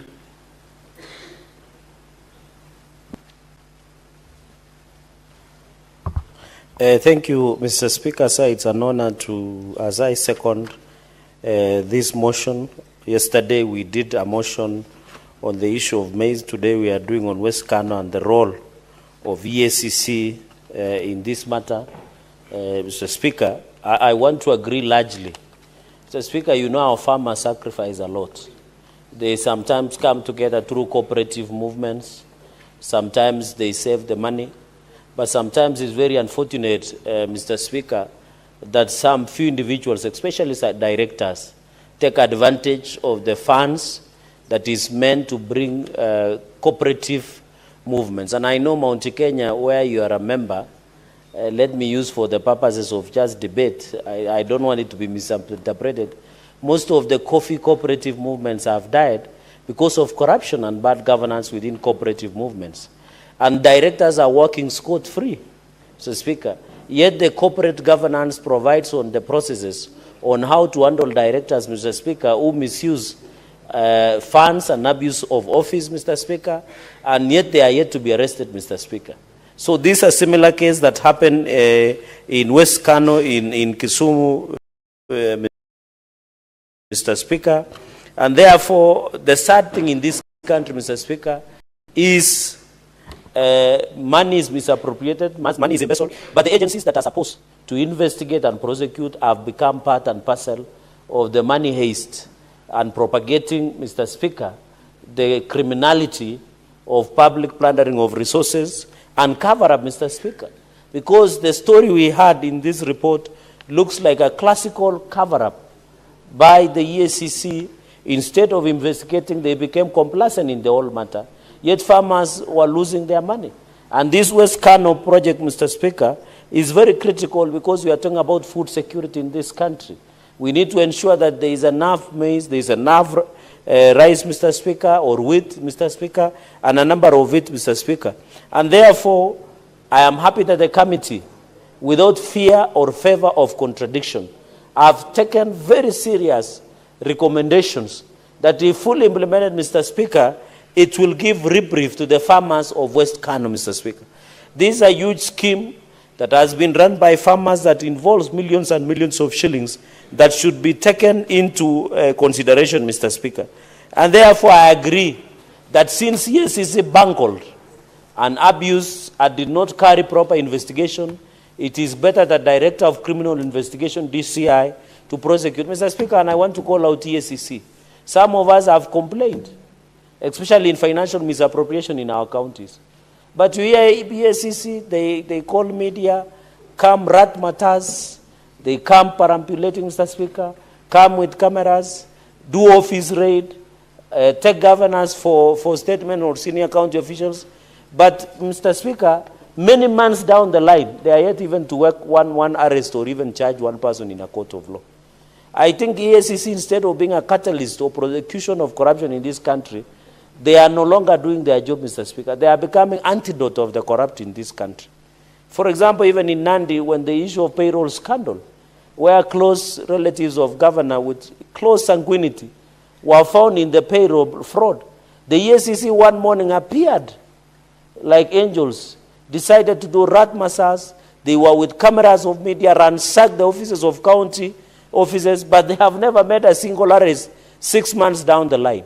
So it is very unfortunate on this case that EACC bungled the investigations on West Cano because of just corruption. Instead of fighting corruption, they are perpetuating corruption, Mr. Speaker.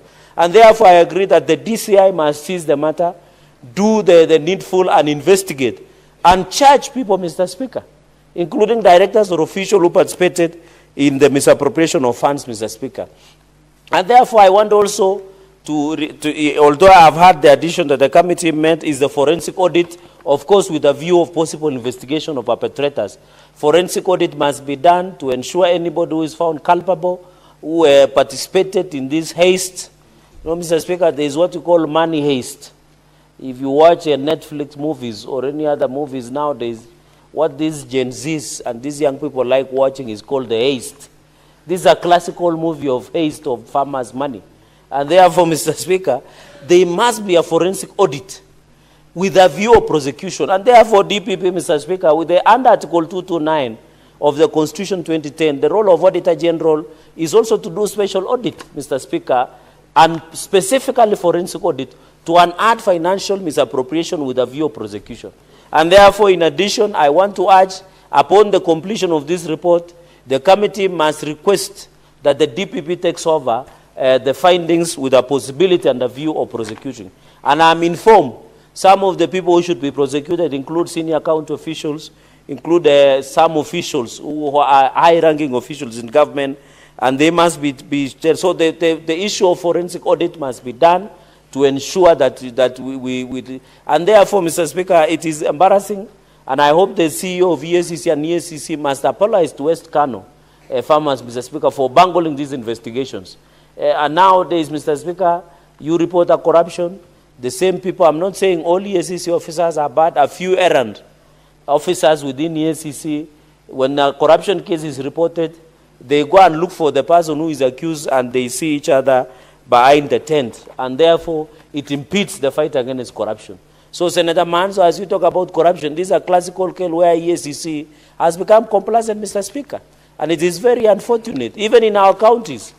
They are busy doing, and in fact, EACC, Mr. Speaker, nowadays, I've opened another business of laundromat or laundry services, where the corrupt are reported to EACC, they take over the file. The file is, they make sure the investigations are sham. The file which is skeleton is taken to the DPP. The DPP returns the file and says it does not meet the threshold to prosecute the accused. And it is the only way of they are running laundry services of the corrupt in this country. Because if EACC were even serious for 20%, I can tell you a number of senior county officials, Mr. Speaker, 3/4 would be in jail, eating beans, Mr. Speaker. And I don't mean to intend, you know, they told me, Mr. Speaker, in a king's table, you don't get beans.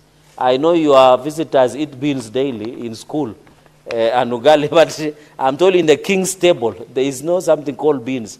So, Mr. Speaker, this individual should be eating beans here in industrial area, in Shikutsa prison, and across the country, Mr. Speaker, so that they can be disciplined. Mr. Speaker, we should make it painful for somebody to steal public money. Say that when somebody even sees public money, they shudder. But now this country, Mr. Speaker, the people who are wealth, the corrupt is that people are fighting to be in government. You saw the number of people applying to be IEPC commissioners. Thousands and thousands. You see people want to go, you find people leaving private practice to come to public because they imagine that when you are a public servant, it is easy to plunder and become wealthy, Mr. Speaker. And to sanitize your money, you go and run for an elective office, which is bad manners, Mr. Speaker, that we are practicing in this country, that it must stop, Mr. Speaker. The third point is National Irrigation Board as a failure. We must collapse some of these agencies. You remember yesterday we were discussing about National Drought Mitigation Authority.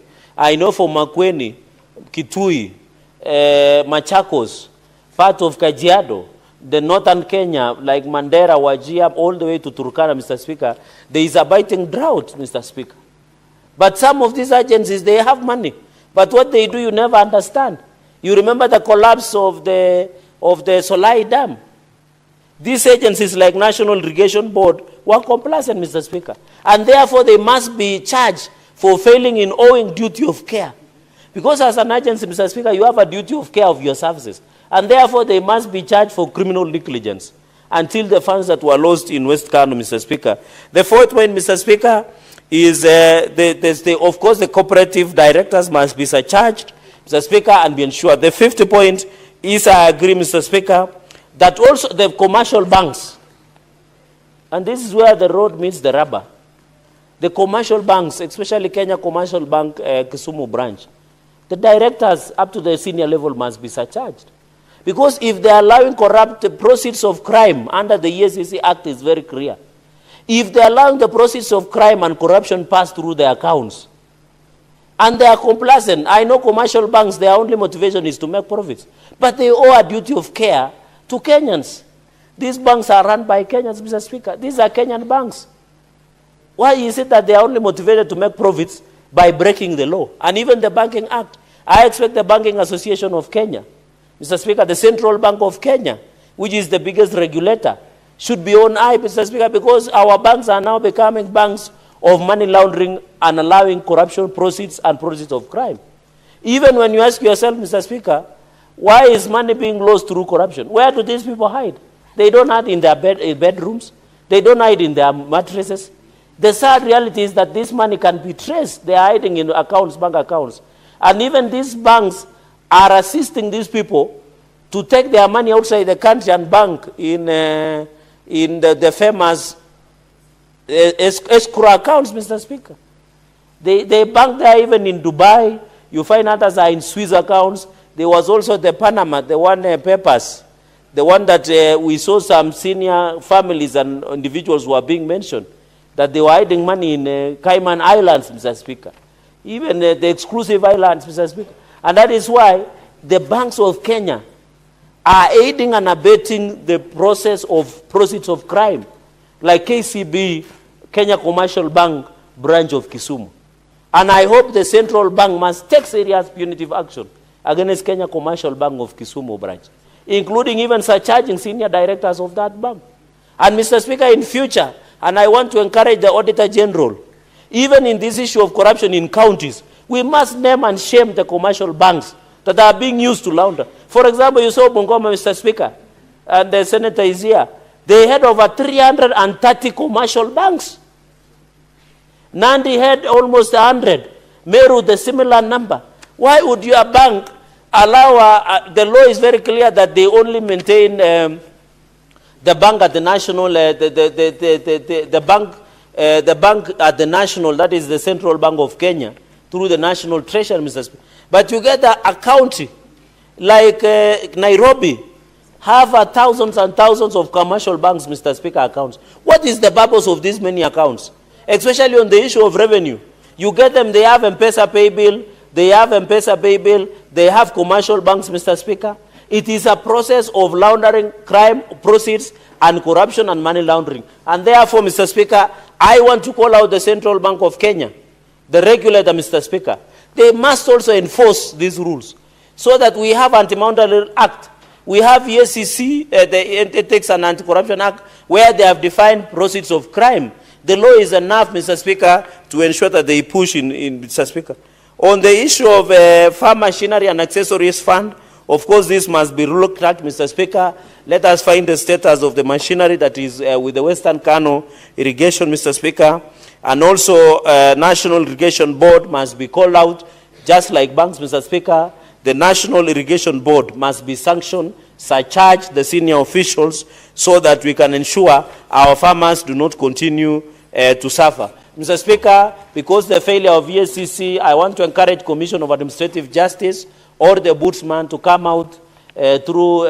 come out and investigate this travesty of justice going into the future, Mr. Speaker, because this is the work, and therefore, Ombudsman did find, Mr. Speaker, the CAJ did find that there was a lot of inconsistency in terms of investigation by the EACC, Mr. Speaker. All said and done, Mr. Speaker, the EACC failed in duty of care. And EACC aided and abetted corruption. They must be called out.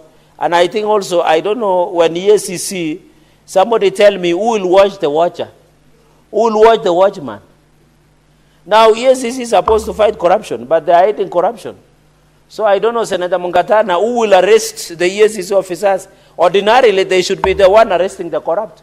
So who will watch the watchman? Who will watch the watcher, Mr. Speaker? The army. So you are recommending for court-martial, Mr. Speaker, that we are saying if EACC are bungled investigation, we can become radical and allow the army to take over through court-martial. Because who will watch the watcher? Because if it is the watchman that is allowed stealing to happen, who will ensure that the watchman is being watched? And therefore, members are saying, if EFCC are bungled investigations, Mr. Speaker, the person who should take over is through the court-martial of the military, so that the money can be returned, Mr. Speaker. Finally, I want to agree with the committee, Mr. Speaker, in conclusion, that we also, Mr. Speaker, trace. I know Senator Manzo knows this because he's a senior counsel. We must trace, Mr. Speaker, these proceeds that were stolen. We must, as we vary, the assets recovery, under the law have obligation to trace the money in those accounts, freeze the money, trace it and bring it back for the public, Mr. Speaker. When somebody is corrupt, we should not only jail them, we jail them, trace, recover assets and money back to the community, Mr. Speaker. Because these people who are corrupt, they will always steal, know that they will go to court, they will play around with the legal process, judicial process, get good lawyers who are sharp, they delay the prosecution. After they are being fined maybe 100 million, Mr. Speaker, they come back and enjoy the proceeds of crime or corruption. We must make it painful to steal from Kenyans. One, jail them. In future, Mr. Speaker, we should even suggest that the corrupt must be paraded in Uhuru Gardens, Mr. Speaker, and be shot on sight, so that we don't have such DNA in our system again, so that they don't sire seeds of corruption, Mr. Speaker. We shoot them on sight. And then, Mr. Speaker, we can even recommend that we do court-martial, the way our neighbor Museveni is doing to some individuals. We court-martial them, shoot them inside, so that we don't, and in fact, Mr. Speaker, I'm proposing that so that the young people who are on your gallery, Mr. Speaker, do not get a country where to get something in government or anywhere you must be corrupt. We should value integrity so much, say that when somebody is corrupt, like in Japan, when they are mentioned in corruption, they commit suicide because of the national shame and embarrassment, Mr. Speaker.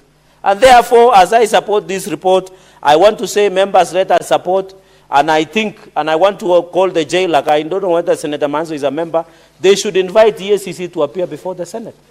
They should stop telling us about arresting traffic officers who have taken 200 shillings, 50 shillings. They should tell us where these corrupt, these individuals who are stealing from social health insurance, who are stealing in NHIF, who did state capture, where are they? Why are they enjoying the resources? And we are making noise here in Senate, yet people are enjoying the ill-gotten wealth, Mr. Speaker. With those very many remarks, I beg to second, Mr. Speaker, and thank you for the indulgence of time. I second, Mr. Speaker, this motion.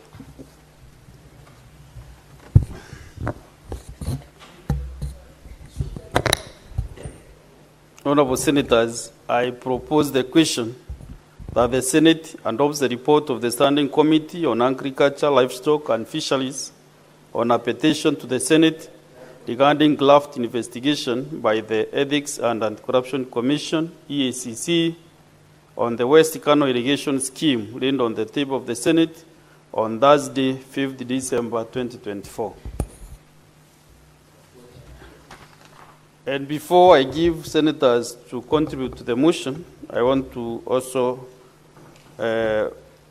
welcome the visiting teachers and students from Yororo Girls Secondary School in Meru County.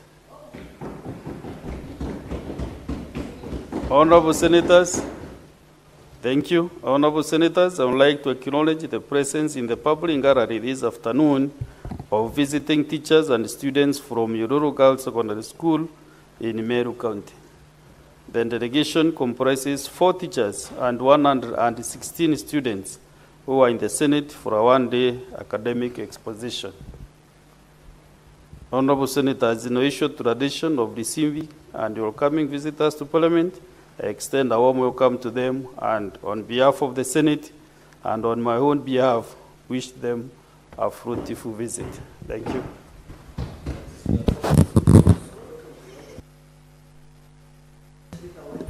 So on this particular, honorable senators, as you have heard, this is a school and these are my constituents. Of course, I can welcome them. I want to welcome them to the Senate. And this is a school, a girls' school that I did support, and even when I was a member of the National Assembly for 10 years.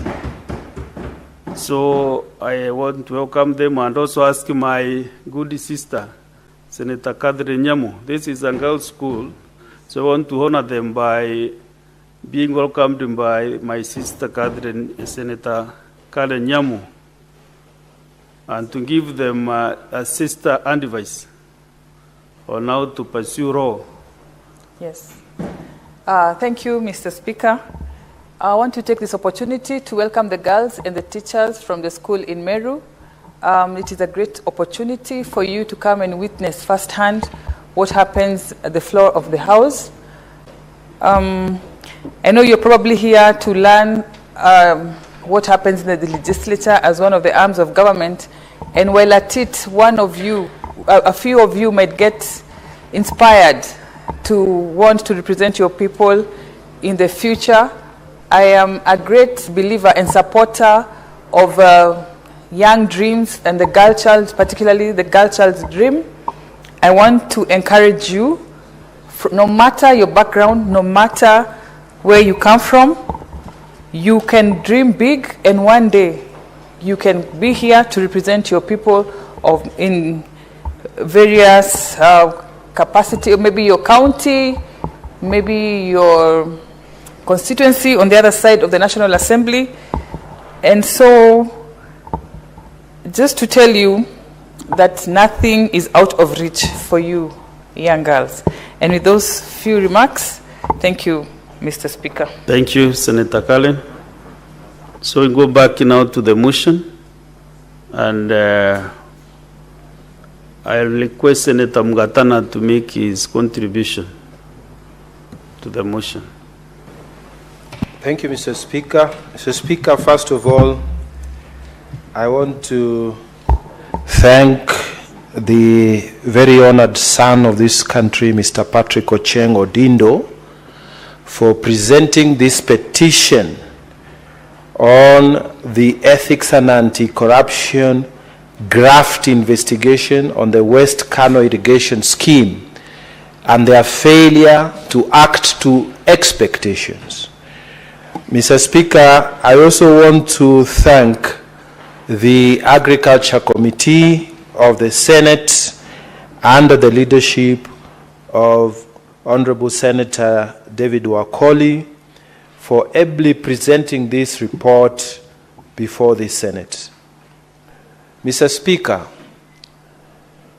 the complaint that Mr. Odindo has presented before the Senate is that 59 farmers groups, Mr. Speaker, have suffered tremendous losses of funds that were meant to help them under the West Cano irrigation scheme. So, Speaker, between 2009 and 2015, 86 million was allegedly lost, and this was the revolving fund of the West Cano farmers.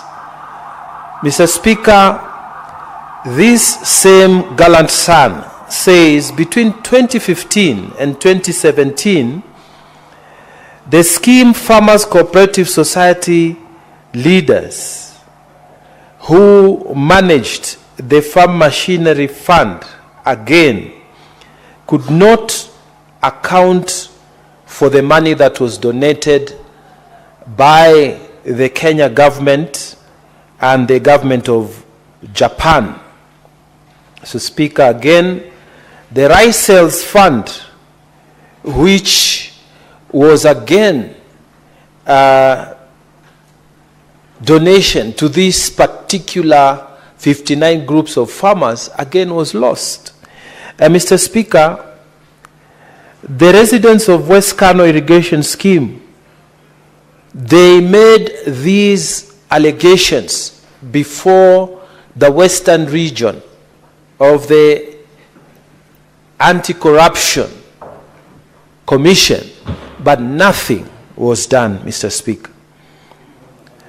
Mr. Speaker, the question that we need to ask ourselves is, what is it that the Anti-Corruption Commission was doing in Western region all these years?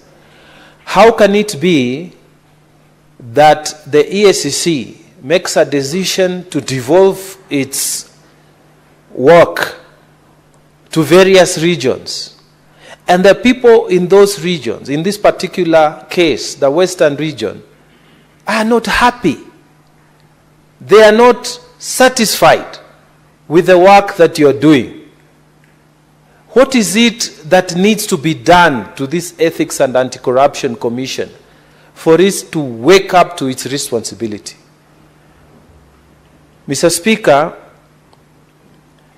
these people are simply saying, we have not gone, we have done everything we can. We've done everything correct, but we have been let down by a government body. Mr. Speaker, 86 million is not small money, especially in the rural areas. This money was misappropriated. Nobody has been arrested. The people have made a report. Nothing has been done by the EACC, Mr. Speaker. What are the people supposed to do, Mr. Speaker? They have looked for all other ways to deal with this matter, and they have landed on this Senate. Mr. Speaker, this Senate, in its recommendation, has said, let us move away from the EACC and let us go to the DCI. This is the first recommendation, that the DCI now must carry proper investigation. And the reason is, Mr. Speaker, time does not run out on criminal culpability. The DCI is the one that deals with criminality. These people are working. Some have bought nice vehicles. Some have bought nice houses in West Cano. And the people can tell this man was involved in that scandal. That lady was involved in that scandal. It was our money that we saved in this revolving fund that has bought him a nice house, that has made his family to get more acreage of land, that has helped him to drive a car, and he is walking free. Mr. Speaker, something needs to be done. And we are saying and agreeing with the Senate Committee on Agriculture that the DCI must act fast, and within being given, something must. Mr. Speaker, I was here yesterday complaining that when people go to government agencies and nothing takes place, there's a lot of fury within the community. In Tana River County yesterday, Mr. Speaker, I was engaging the Minister for Internal Security and saying somebody was killed by KWS officers. A report was made, and then nothing is being done. Mr. Speaker, when people live in this kind of society, anger grows in them. People start hating leaders. They start hating the agencies of government. And you start wondering what is the problem, what has happened to people. But it's because of inaction. When people are making genuine complaints like this one, 86 million has gone. And the culprits are known because they were officials of this West Cano irrigation scheme. And they are just walking around. Mr. Speaker, when you look at the response that was given by EACC, they are not telling us anything. In fact, they are themselves indicted by the information that the people are putting here, that the West region just went to sleep. And one of the recommendations they have given is that this devolution of the EACC function should be relooked at so that people are able to move away from their regional offices and come directly to Nairobi and make these complaints. This is one of the recommendations that we have put in this Senate report. Mr. Speaker, something needs to be done about corruption in this country. And Mr. Speaker, we need to start doing, and I'm asking the EACC to take more seriously their responsibility as far as engaging the public in spreading the anti-corruption message. You are not going to help just by arresting people on one Friday, come with cameras and so on. We need also to take these lessons to schools.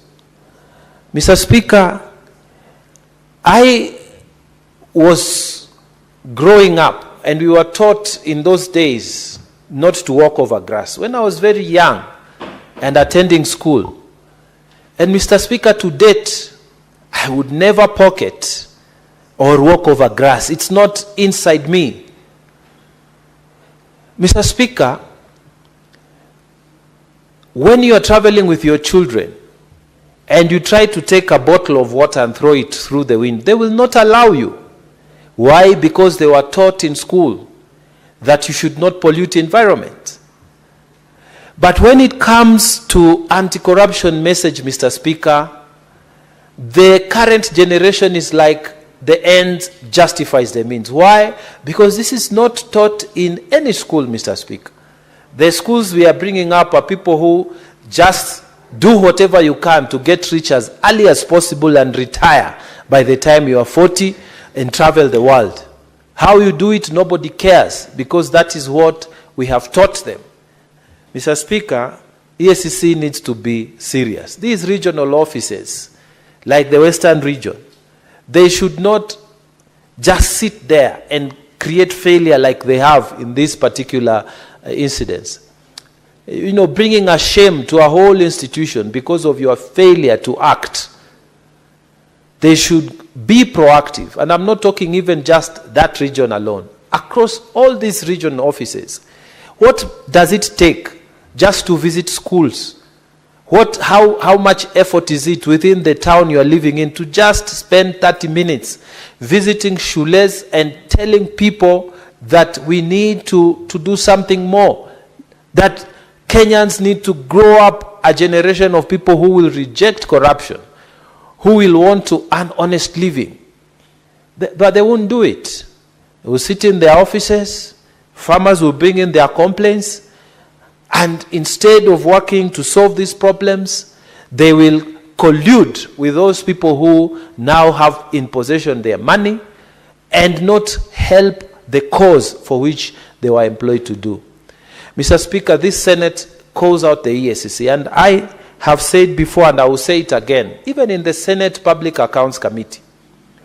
Mr. Speaker, we call governors and they come before us and the Senate Public Accounts Committee.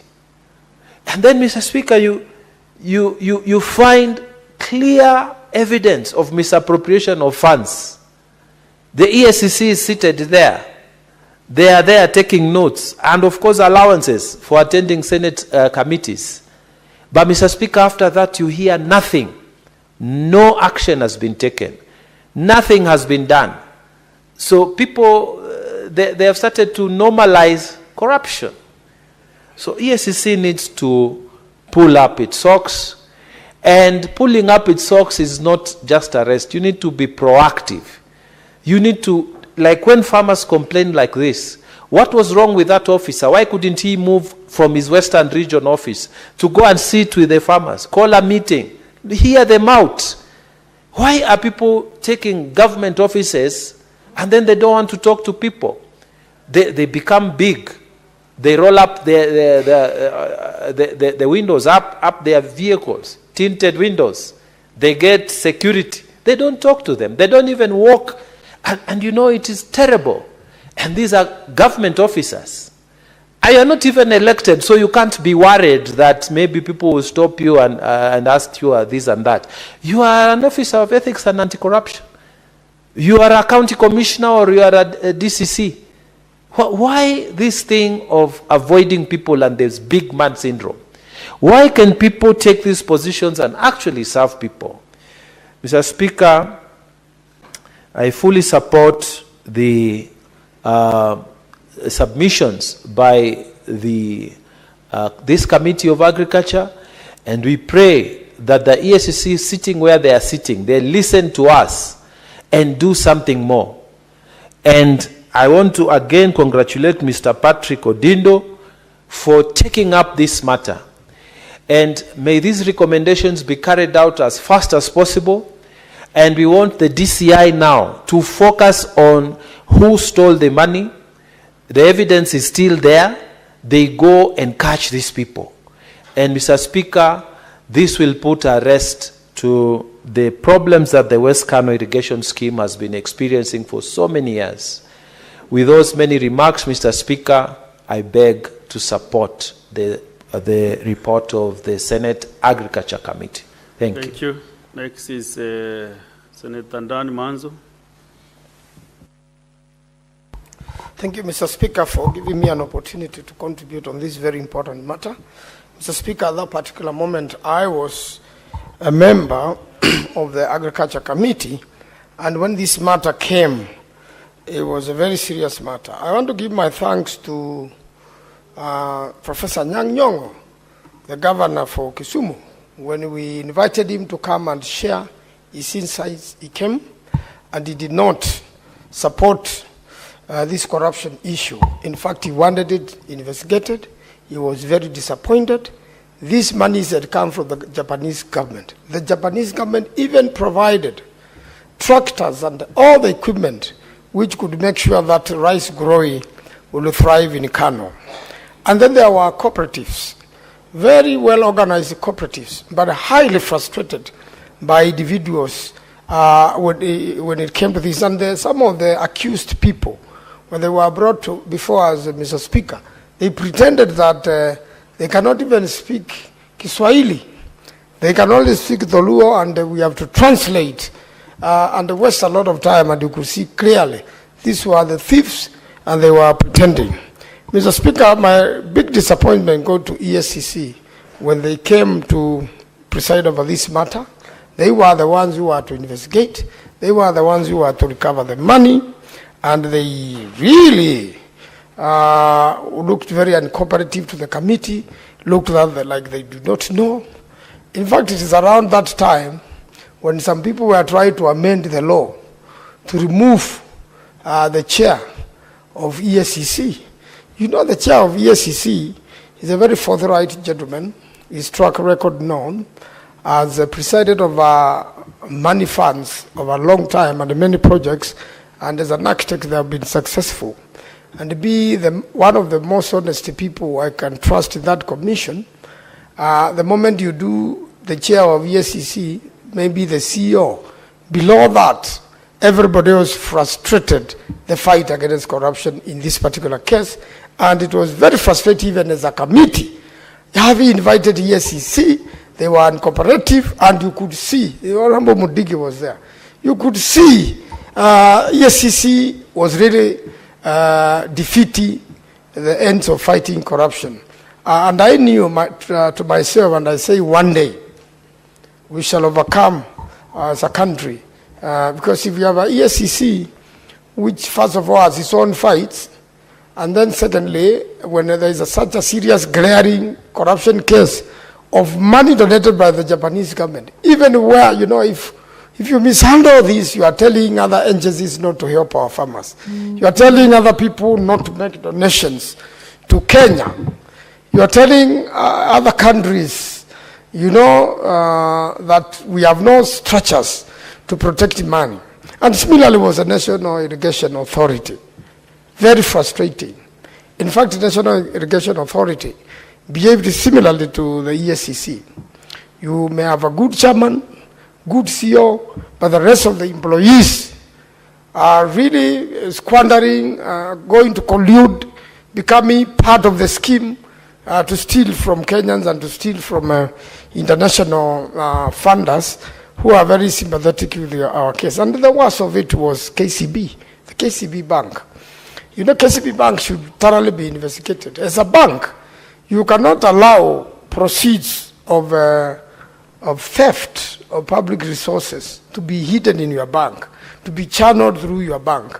And the bank managers and the people who dealt with that, you could see clearly from the evidence adduced, they were aiding the thieves. And I want to say also, although my friend Senator Cheregai has said we should probably court-martial these people or sentence them to death by shooting at Uhuru Park, I want to tell him that unfortunately we then need to amend the Constitution of Kenya to bring in, death sentence, the back. And then, but what I also, and then what I think is best, and now that I'm in JILAC, and I'm sure, and yours truly, the Speaker, is the chair of JILAC, we really need to strengthen and relook at the ESCC Act and even the law punishing those who have stolen from public funds, to bring them to life sentence, and even strengthen the mechanism of recovering public stolen money. Because this was a very embarrassing case. Even the Japanese embassy used to come and follow the proceedings and get frustrated too. And we must prove to the world that Kenyans are not thieves. Even in our own traditional settings, a Mkamba or a Kalenjin or a Luo, or even from Embu, or even Mbere, they never encourage stealing of any public property or anybody's property. The custom was that if you steal, you are going to be followed by a lot of evil things and you will not get far with it. But unfortunately, through the colonialists, we have learned to be thieves, to be corrupt, and to loot public funds. And therefore, really, we must be very serious, and our recommendation must be taken seriously by the DCI. I hope the DCI is not going to behave like ESCC. I hope the DCI investigators are not going to be compromised. I'm sure those people who stole that money and those who bought those cars have now become broke, because you will never benefit from stolen funds. And I'm sure now they have no money to bribe or compromise anybody. They should be followed. We must bring back the dignity of cooperatives in this country. This cooperative was really frustrated. We must embrace good practices of taking care of public money, taking care of public property like the tractors. The spare parts of the tractors would be exchanged with all spare parts of private owned tractors. And then the one for the cooperative would be grounded, and it is funded, and it has been donated by the Japanese government. So we want to give confidence to the Japanese government and any other government in the world, including America, who want to work with us, that when money comes here, donor funds, then we will end up, better. And I'm very sure there are very many donor fund agencies who want to work with the ESCC, who want to work with the Cohesion Commission, who want to work with so many other commissions which structure, better management of public funds, so that we can have a culture of protecting public funds. So, and really, lastly, want to see that whatever has been stolen should be recovered. These people should go to jail, and so that they can serve an example to other Kenyans, and especially from the Cano irrigation scheme, so that as Professor Anyang did when he came to this, justice can be found, and that Mr. Patrick Odinda be decorated for an effort to fight corruption in this country. Mr. Speaker, I do support and thank you for giving me an opportunity to contribute on this very important matter. Thank you, Senator Manzo. And indeed, to confirm, most of donor-funded projects actually collapse on the basis not of the donor funds coming in, but on the basis of corruption, that the entities locally working together do not support and do not fully utilize those resources, especially in our counties where we see a lot of such donor-funded projects stalling and ultimately collapsing, leading to future denials of such support. Thank you, Senator Manzo. Now we will allow Senator Mundigi Alex to also contribute. Asante Bwana Spika kwa kunipa ruhusa niweze kuchangia mambo ya mchele West Cano irrigation scheme katika kaunti ya Kisumu, na pia nashukuru watu wa Kisumu wa West Cano, na pia nashukuru mtu alikuwa anaitwa Patrick Ochieng ambaye hakujali maisha yake na hakujali mambo ya dunia itatokea namna gani, Bwana Spika. Kwa sababu nikitaka kusema mambo ya binadamu katika ulimwengu ama kaunti 47, chakula ya Mwafrika ni mambo ya mahindi, na pia mchele na pia mwananchi ambaye ako masinani.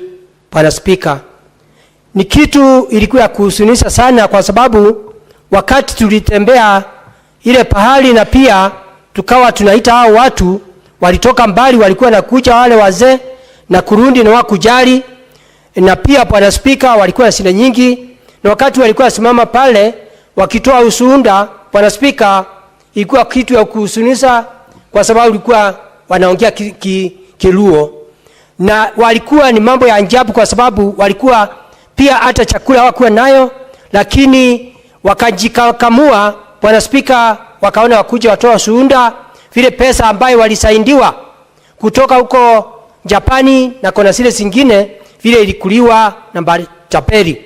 Bwana Spika, mambo ya usuni ni kuwa ile eneo ya West Cano, wakati mvua imenyesha, Bwana Spika, wale watu wanateseka sana, kwa sababu maji, Bwana Spika, huwa anavagiwa wote na maji, lakini wakati mvua imeisha huwa anarudi kule kulima mchele.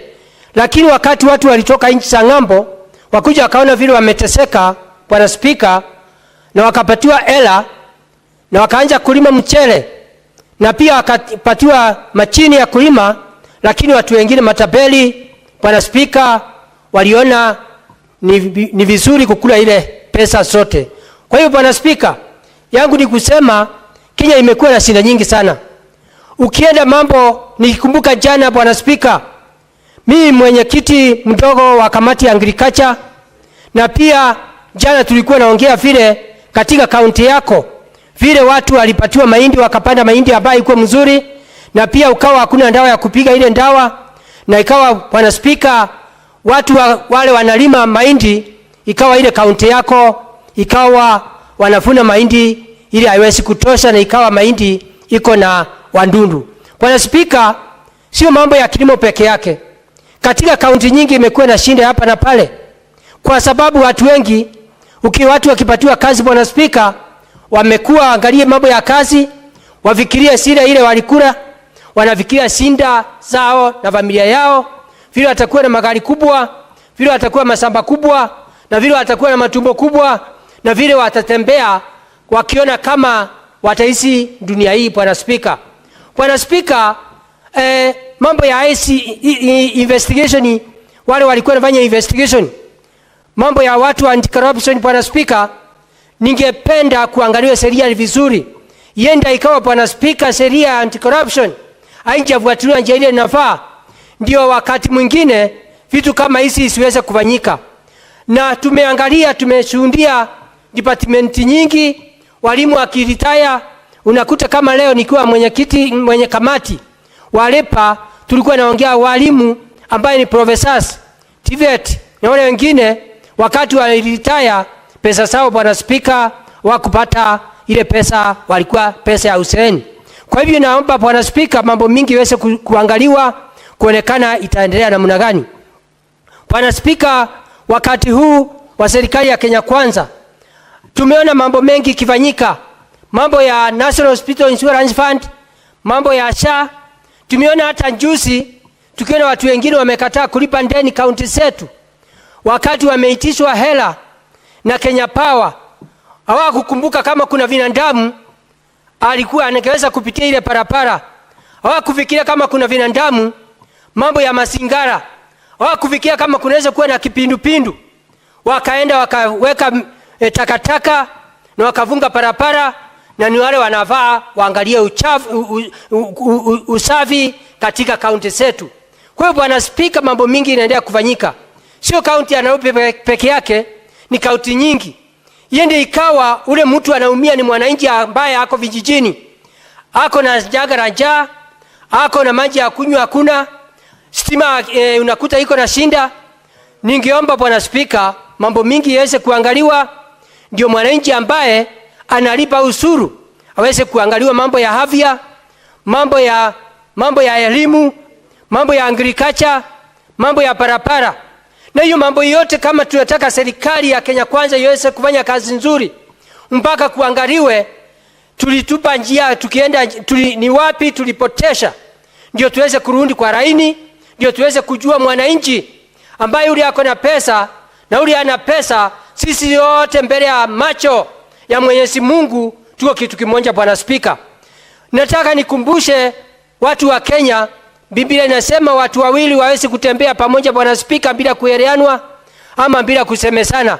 Ningeomba sisi wakati wa serikali ya muungano ambayo inaongozwa na ambaye rais wetu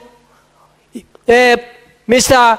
Ruto Abraham na pia Profesa Abraham Kithure ambayo wanatuonyesha njia ya umoja, tuweze kuwasikilia na mambo ya kufanya kazi pamoja. Wakati huu tuko na amani. Bwana Spika, tumeona mambo mengi, hata wizi wa masamba, wizi wa magari, mambo ya kupigana senga. Hiyo mambo yote kama hatuyaheshimiani, hatutaweza kutembea pamoja. Bwana Spika, wakati huwa tunatembea nje, public participation, nakumbuka miezi 2 tulitembea kule nchi ya Tanzania, na watu, Bwana Spika, kama wanaweza ukaa kama nchi ya Tanzania vile wanakaa na umoja, ama zile zingine, Bwana Spika, tunaweza ukaa pamoja. Kwa hiyo Bwana Spika, naomba hii mjadala tunazungumzia uweze kuangaliwa, hao watu wa Cano waweze kuonekana vile pesa itapatikana, na tuweze kuona vile wasungu wataweza kuja kufanya ile kazi, kwa sababu mpaka trakta ni mzee. Hata watu wengine wale wasungu walisema watapeana pesa zingine, na nataka kusema hii ni pesa ambaye ni pesa serikali italipa hii pesa ikiwa wamekopeshwa. Pia Bwana Spika, tumeona mambo ya pesa ambaye hata mambo ya sukari, mambo ya kahawa, mambo ya majani, watu wengi wakilia serikali, Bwana Spika, waweze kulipua zile ndeni. Kwa hivyo ni kumaanisha kama tutaendelea na hiyo barabara na hiyo njia, hata tukipatiwa msaada na mnagani na hizo ngambo, ama serikali ikilipa ikikata ushuru kwa mwananchi na mnagani bila kufuatilia mambo ya accountability, itakuwa sisi tutarudi nyuma miaka ingine mbali sana. Bwana Spika, kuna mambo kama tunaweza accountability inaweza kuangaliwa. Agenda yetu ya Kenya ni mambo ya agriculture, mwananchi aweze kupata maji ya irrigation, mwananchi apate maji ya damu, na pia unakuta mambo mingi yaweze kufanyika, na pia elimu ya kutosha, na barabara, na mambo ya afya. Kama kungekuwa hakuna wizi, Bwana Spika, kama sasa nakumbuka miezi 2, Bwana Spika, nchi ya ngambo ilisema itapeana ile msaada ya kununua dawa ya kansa ama ya hands, na hiyo mambo yote kama accountability ingekuwa inaangaliwa, Bwana Spika, tungekuwa tunaenda barabara mzuri. Saa hii tungekuwa tumeshimamisha. Unaona saa hii waheshimiwa wengi masinani, Bwana Spika, njuu pesa imekuliwa na mateberi, ndio naona ugonjwa wa kansa imeleta shinda. Watu wengi sisi tukienda masinani, watu wengi wamevirishika, watu wengi ni mambo ya hospitali, mashamba imeuswa, title deeds imeshukuliwa na benki na mahospitali juu ya ile ndeni tuko nayo katika mahospitalini. Kwa hiyo kama mambo ya accountability ingekuwa inaangaliwa, mambo ya ugonjwa wa kansa hatungekuwa tunapata ile shinda tunapata. Kwa hiyo Bwana Spika, mimi nikiwa mwenyekiti mdogo wa kamati wa agriculture, mambo tulisema DCI aweze kufanya investigation, au watu waweze kupelekwa kotini na ukweli ujulikane. Nikimalizia Bwana Spika, sio mambo ya Cano peke yake, ni department nyingi. Kwa hiyo Bwana Spika, mimi naunga mkono hii ripoti ambaye ni ya Cano. Asante Bwana Spika, ni mimi Central Embu County Dr. Alexander Munyimundige. Asante Bwana Spika. Thank you very much, Senator Alex Mondige. Senator Julius Mugar.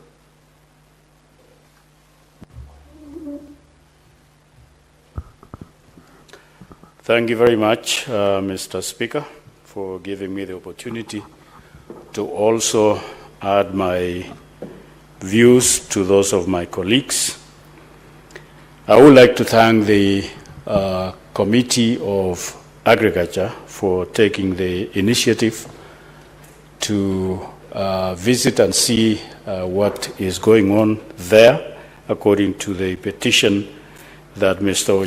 Ochieng made to the committee.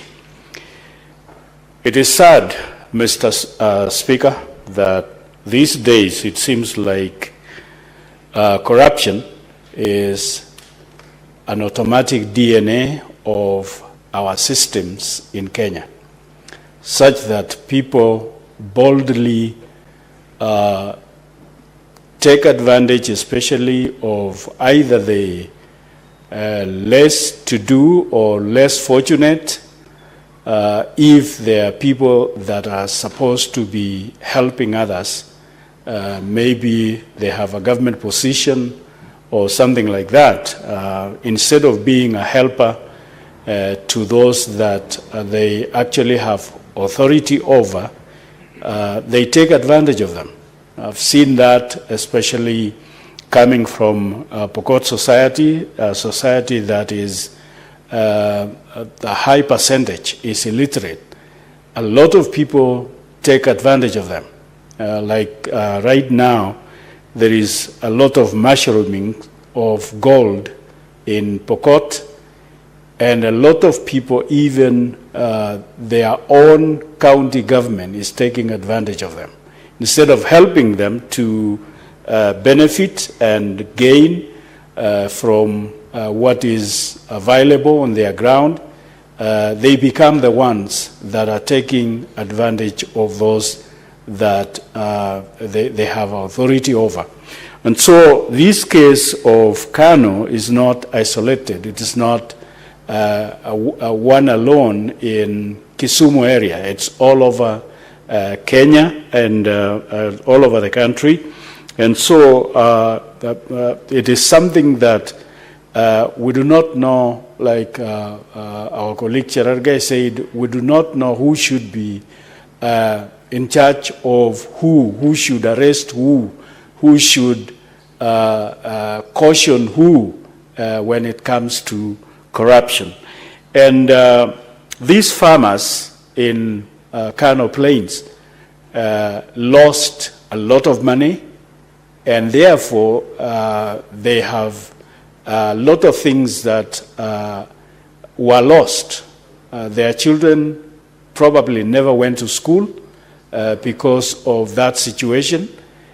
Some of them probably in the course of that situation lost their loved ones because they could not afford treating them or taking them to hospitals, and so many losses that they must have experienced.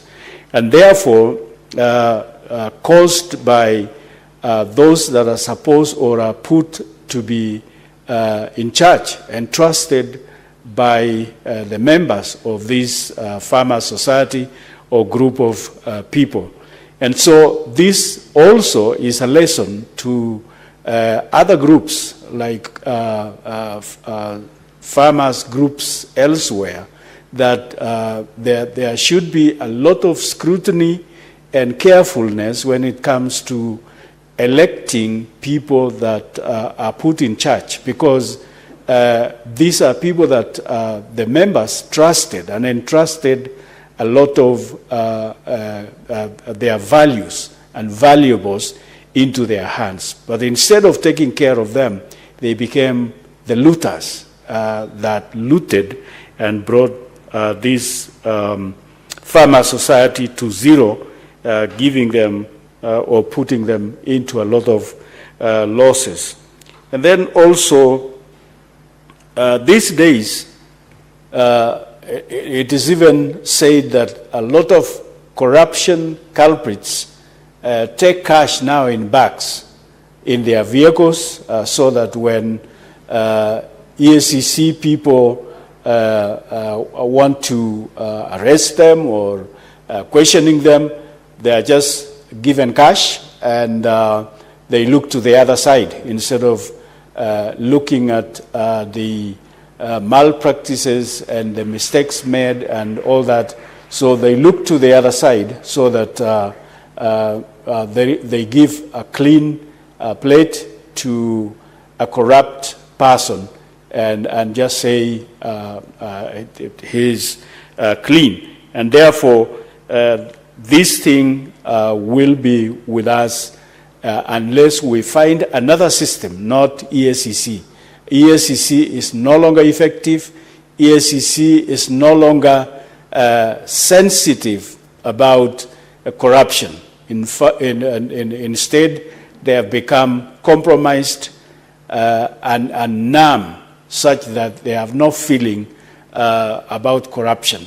So unless there is another system that we will look up to so that this thing can be brought down.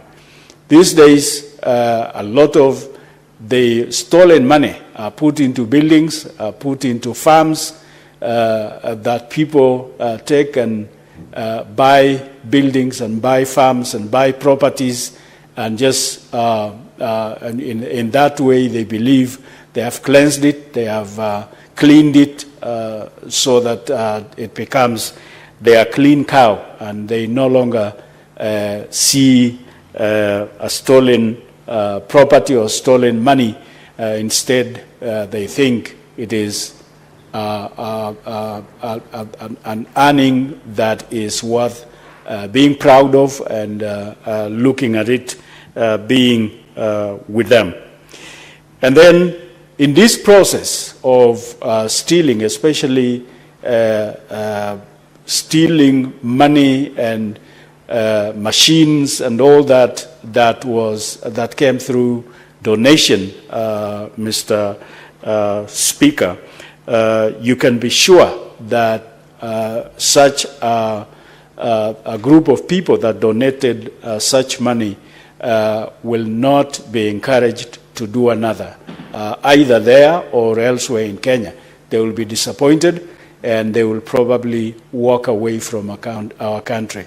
And that puts us into a lot of shame because when such an investment is made, people who donated give reports, and they are proud that they did something to alleviate poverty situation and so on, but only to find that it was looted by the same people who are supposed to be taking care of it on behalf of the people.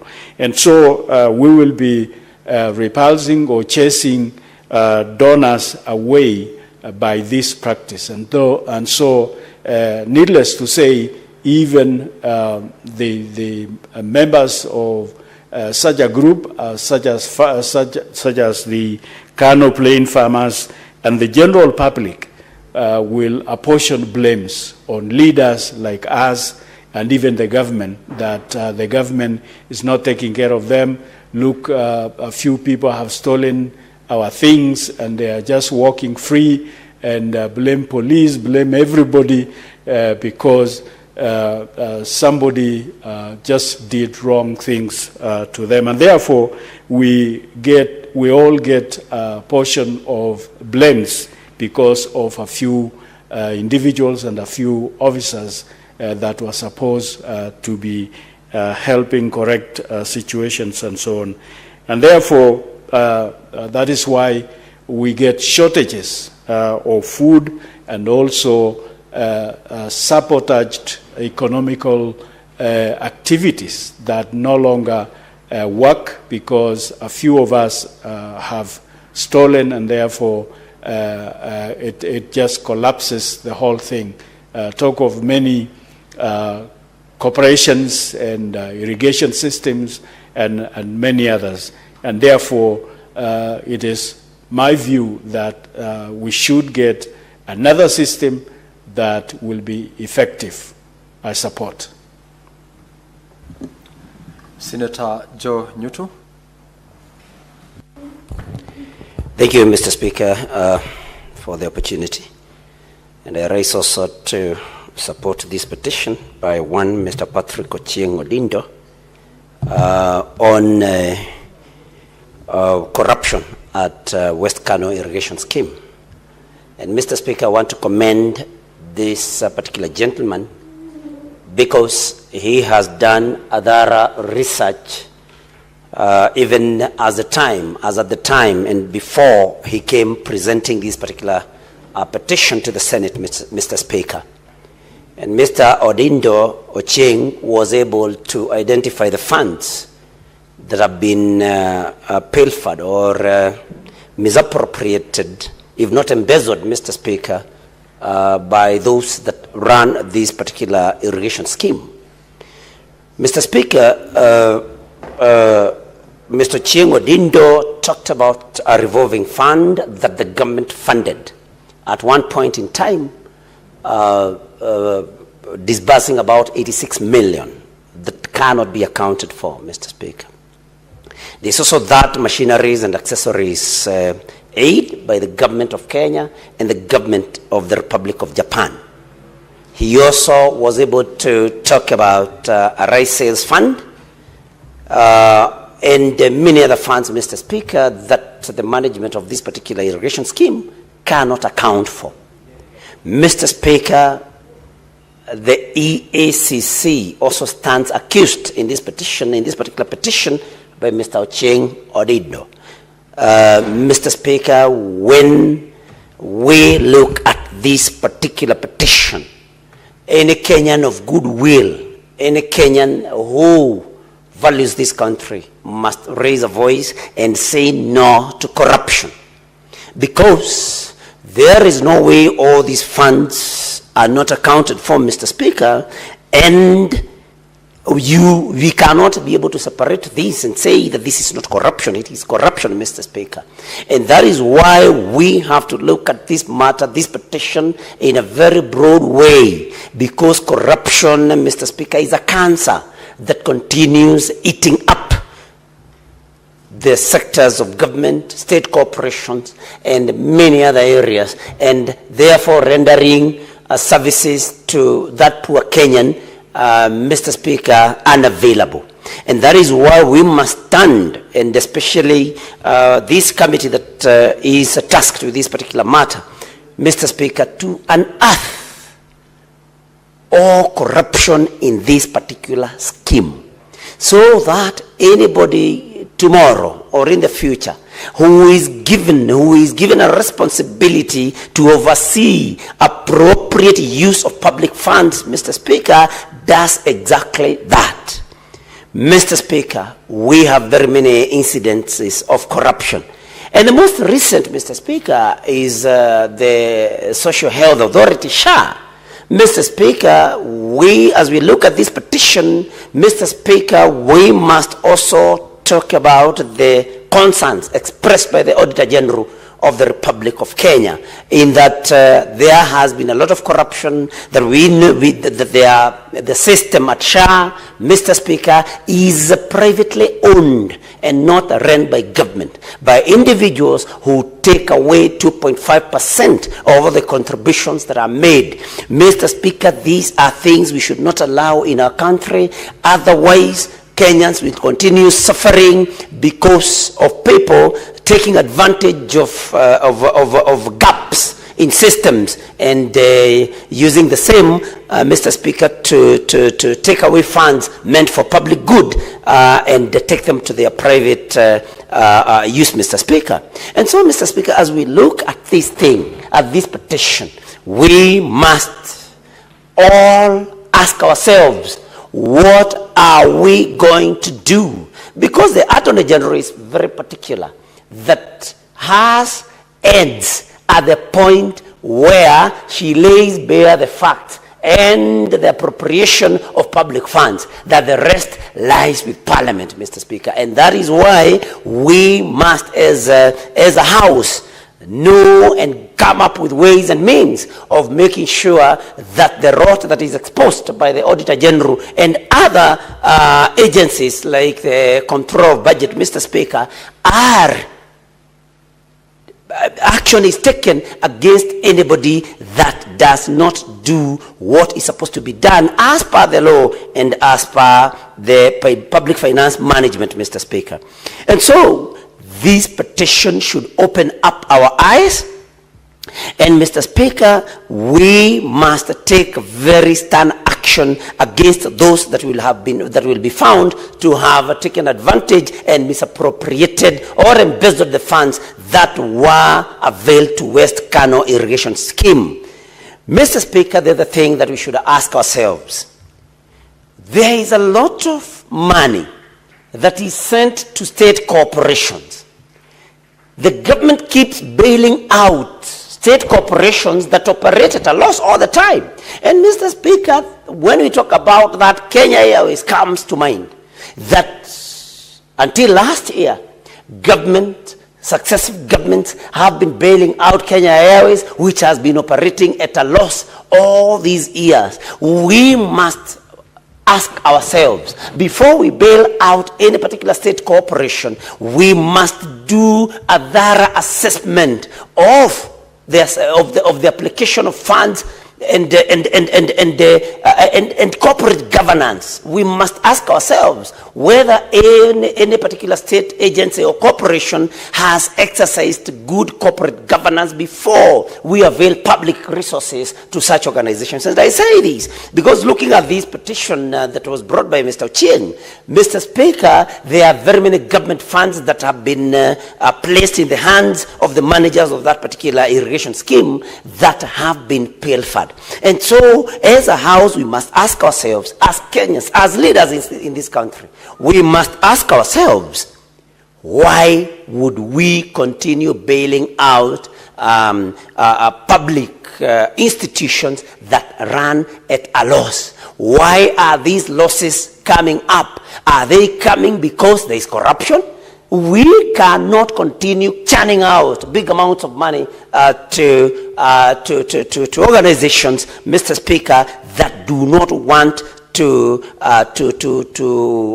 incorporate corporate governance in their particular structures. And so, Mr. Speaker, as I conclude, I want to encourage even other Kenyans that any Kenyan that finds something inappropriate happening with a public institution, they should know that they have the liberty and they have the right to come to this house or the other house and place a petition with them in order for that matter to be looked into by the particular house, Mr. Speaker. And so I want to commend Mr. Ochieng for being a patriotic citizen that did not just sit back like many others would have done, but he got concerned and exercised his right by placing an opinion, by placing a petition in this house, Mr. Speaker. And so even as I conclude, Mr. Speaker, we must encourage Kenyans to come to this house to petition about any matter because it's their right, so that this house can look into these matters. I thank you, Mr. Speaker.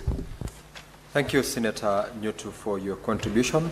And now, honorable members, there being no other senator interested in contributing to this particular report, I ask the mover, Senator Wafula, to reply.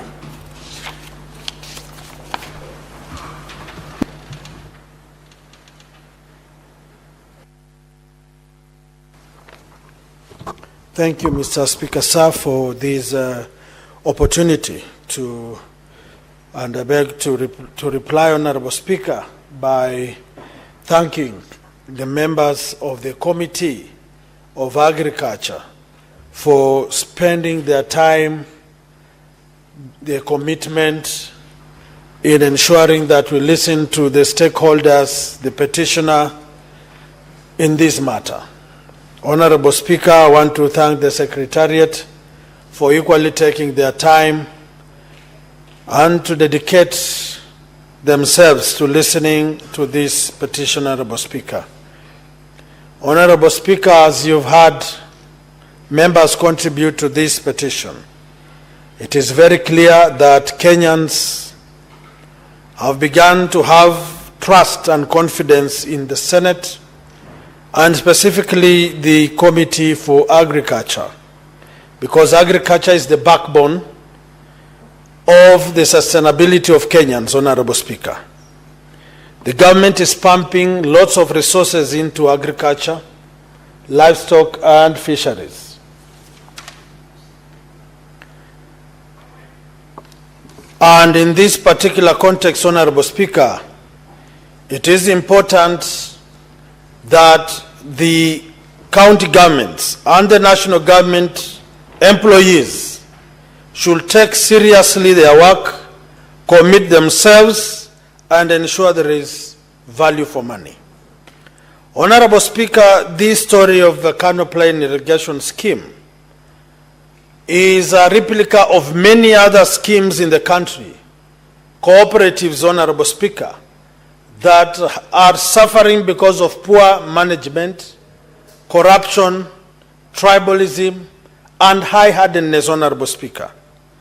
As it has been seen in the petition, Honorable Speaker, EACC has failed to up its game to listen to the cry and the plea of the people in this particular context. They took a lot of time, and here you see the committee clearly bringing out the salient issues affecting this scheme. The Cooperative Ministry, Honorable Speaker, looking at how they were handling documents, handling officials, exchanging with the officials and the complainant, Honorable Speaker, clearly shows us that in spite of the government's effort to bolden and strengthen cooperatives, Honorable Speaker, if we are not careful, we will be entrenching corruption, and people who don't have the goodwill and the interest of the people in these cooperatives, and therefore it's a wake-up call to the Ministry of Cooperatives to ensure that they give the right people the opportunity to serve and flush out corrupt individuals who are hell-bent in manipulating and stifling the space of farmers and galloping their hard-earned money. Honorable Speaker, I don't want to take much of our time, but to thank honorable senators who have contributed. They have equally spoken on the will and aspirations of Kenyans. I don't want to forget, Honorable Speaker, that agriculture is devolved. And when you see Kenyans not running to the county assemblies with petitions, it means there is a problem.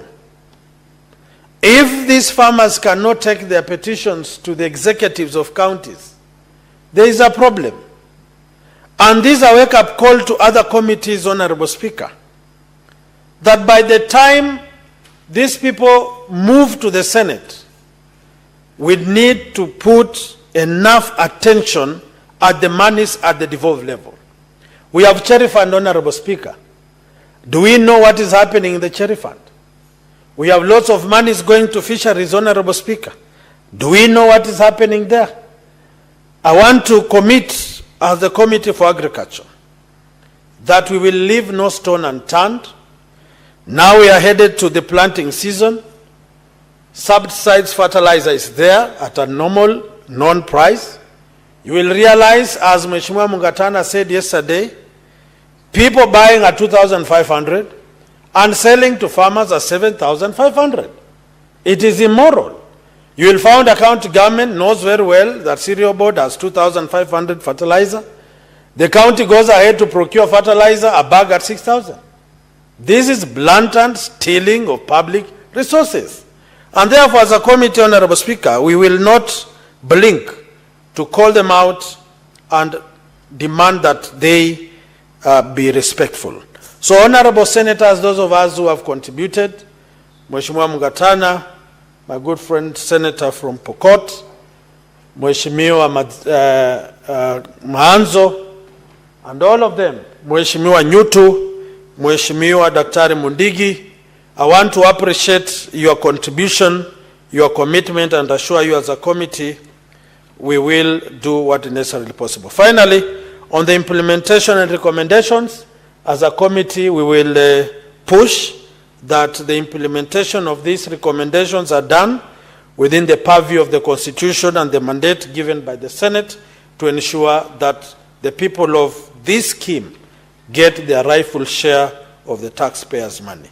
Honorable Speaker, I request that you defer putting of the question to a later date pursuant to Standing Order 66.3 to allow members to have quorum and therefore be able to vote. Honorable Speaker, I beg to reply. Senator Okolu, thank you very much. And pursuant to the provisions of Standing Order 66, putting of the question to this particular report is deferred to our next sitting. And now, honorable members, for the convenience of the House, we will rearrange the order paper, and I direct that order paper number 17 be called out. Order number 17, motion. Report of the Standing Committee on Labor and Social Welfare on an inquiry into the welfare of workers in export processing zones, EPZs, in Mombasa and Kilifi counties. Senator Murgor, Chairperson of Labour Committee.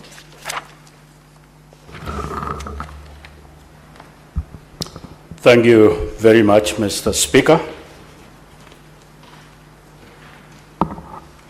Mr. Speaker, Article 96(1) of the Constitution mandates the Senate to represent counties and serve to protect the interests of the counties and their governments. To achieve this, the Senate, through committees, engages county governments to ascertain any emerging challenges that require readiness.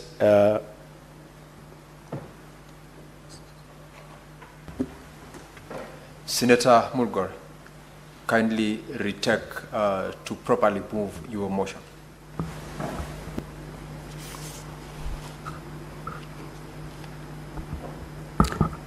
Motion report of the Standing Committee on Labour and Social Welfare on the inquiry into the welfare of workers in export processing zones, EPZs in Mombasa and Kilifi counties.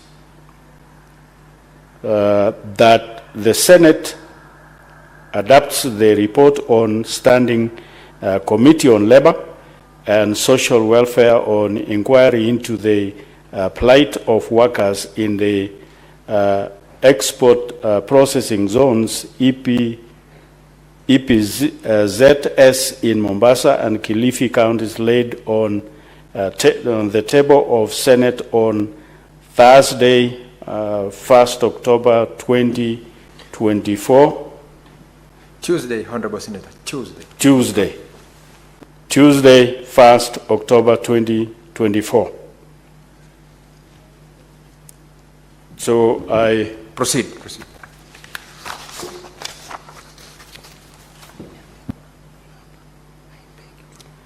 I beg to move and ask. Proceed. You still proceed, and you can now refer to your notes, guiding notes. On Wednesday, 17th April 2024, Senator Mohamed Faki, MP, rose pursuant to Standing Order number 52(1) to make a statement concerning the grievances facing employees of the export processing zone countywide, and in particular the employees of Ashton Apparels Limited, Mombasa. At this meeting on Thursday, 9th May 2024, the Standing Committee on Labour and Social Welfare considered the matter and resolved to visit Ashton Apparel Limited, Mombasa, and additionally include Bestline Garments Limited in Kilifi County. The committee first held a meeting with officials from Export Processing Zones Authority on Friday, 14th June 2024, as to gain an in-depth understanding of the sector. The committee held a total of 10 sittings on the matter. The following senators represented the committee: Senator Julius Murgor, MP, Chairperson, Head of Delegation; Senator George Mungai Mbugwa, MP, Vice Chairperson; Senator Justice Retired Mazayo, CBS MP member; Senator Mohamed Faki Muihaji, MP member, and Senator Alexander Munyi Mundiki, MP. The visit aimed to investigate on the grievances facing the employees in regard to their right and ununionized and fair hiring practices, sexual harassment, delay in issuance of employment contracts, tribalism, working conditions, long working hours, and low wages. The committee visited Ashton Apparels in Mombasa West on Wednesday, 19th June 2024, and Umoja Slippers, a local private company, and Best Line Garments, EPZ, both in Kilifi County on Thursday, 20th June 2024.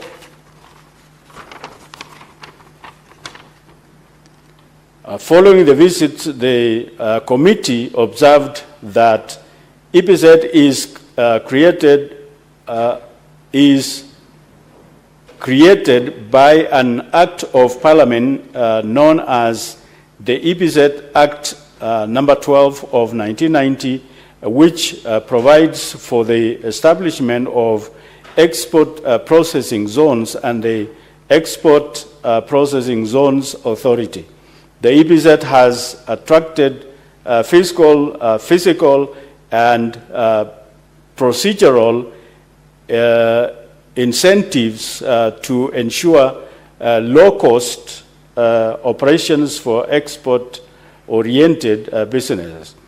These zones are governed by EPZ authority. Those main roles include development, regulation, and administration of the zones, and is state corporation under the Ministry of Investments, Trade and Industry. Export-oriented companies operating in these zones are licensed by the EPZ authority and therefore subject to its policies and procedures.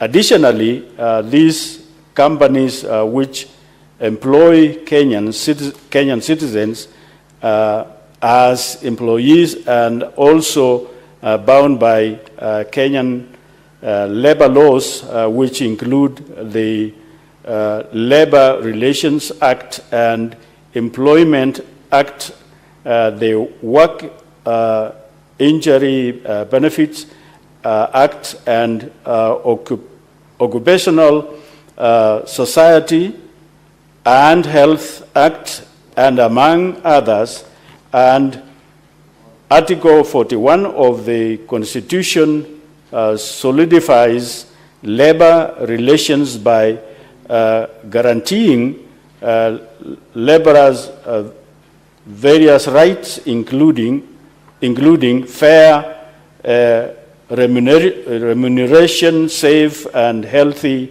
working conditions,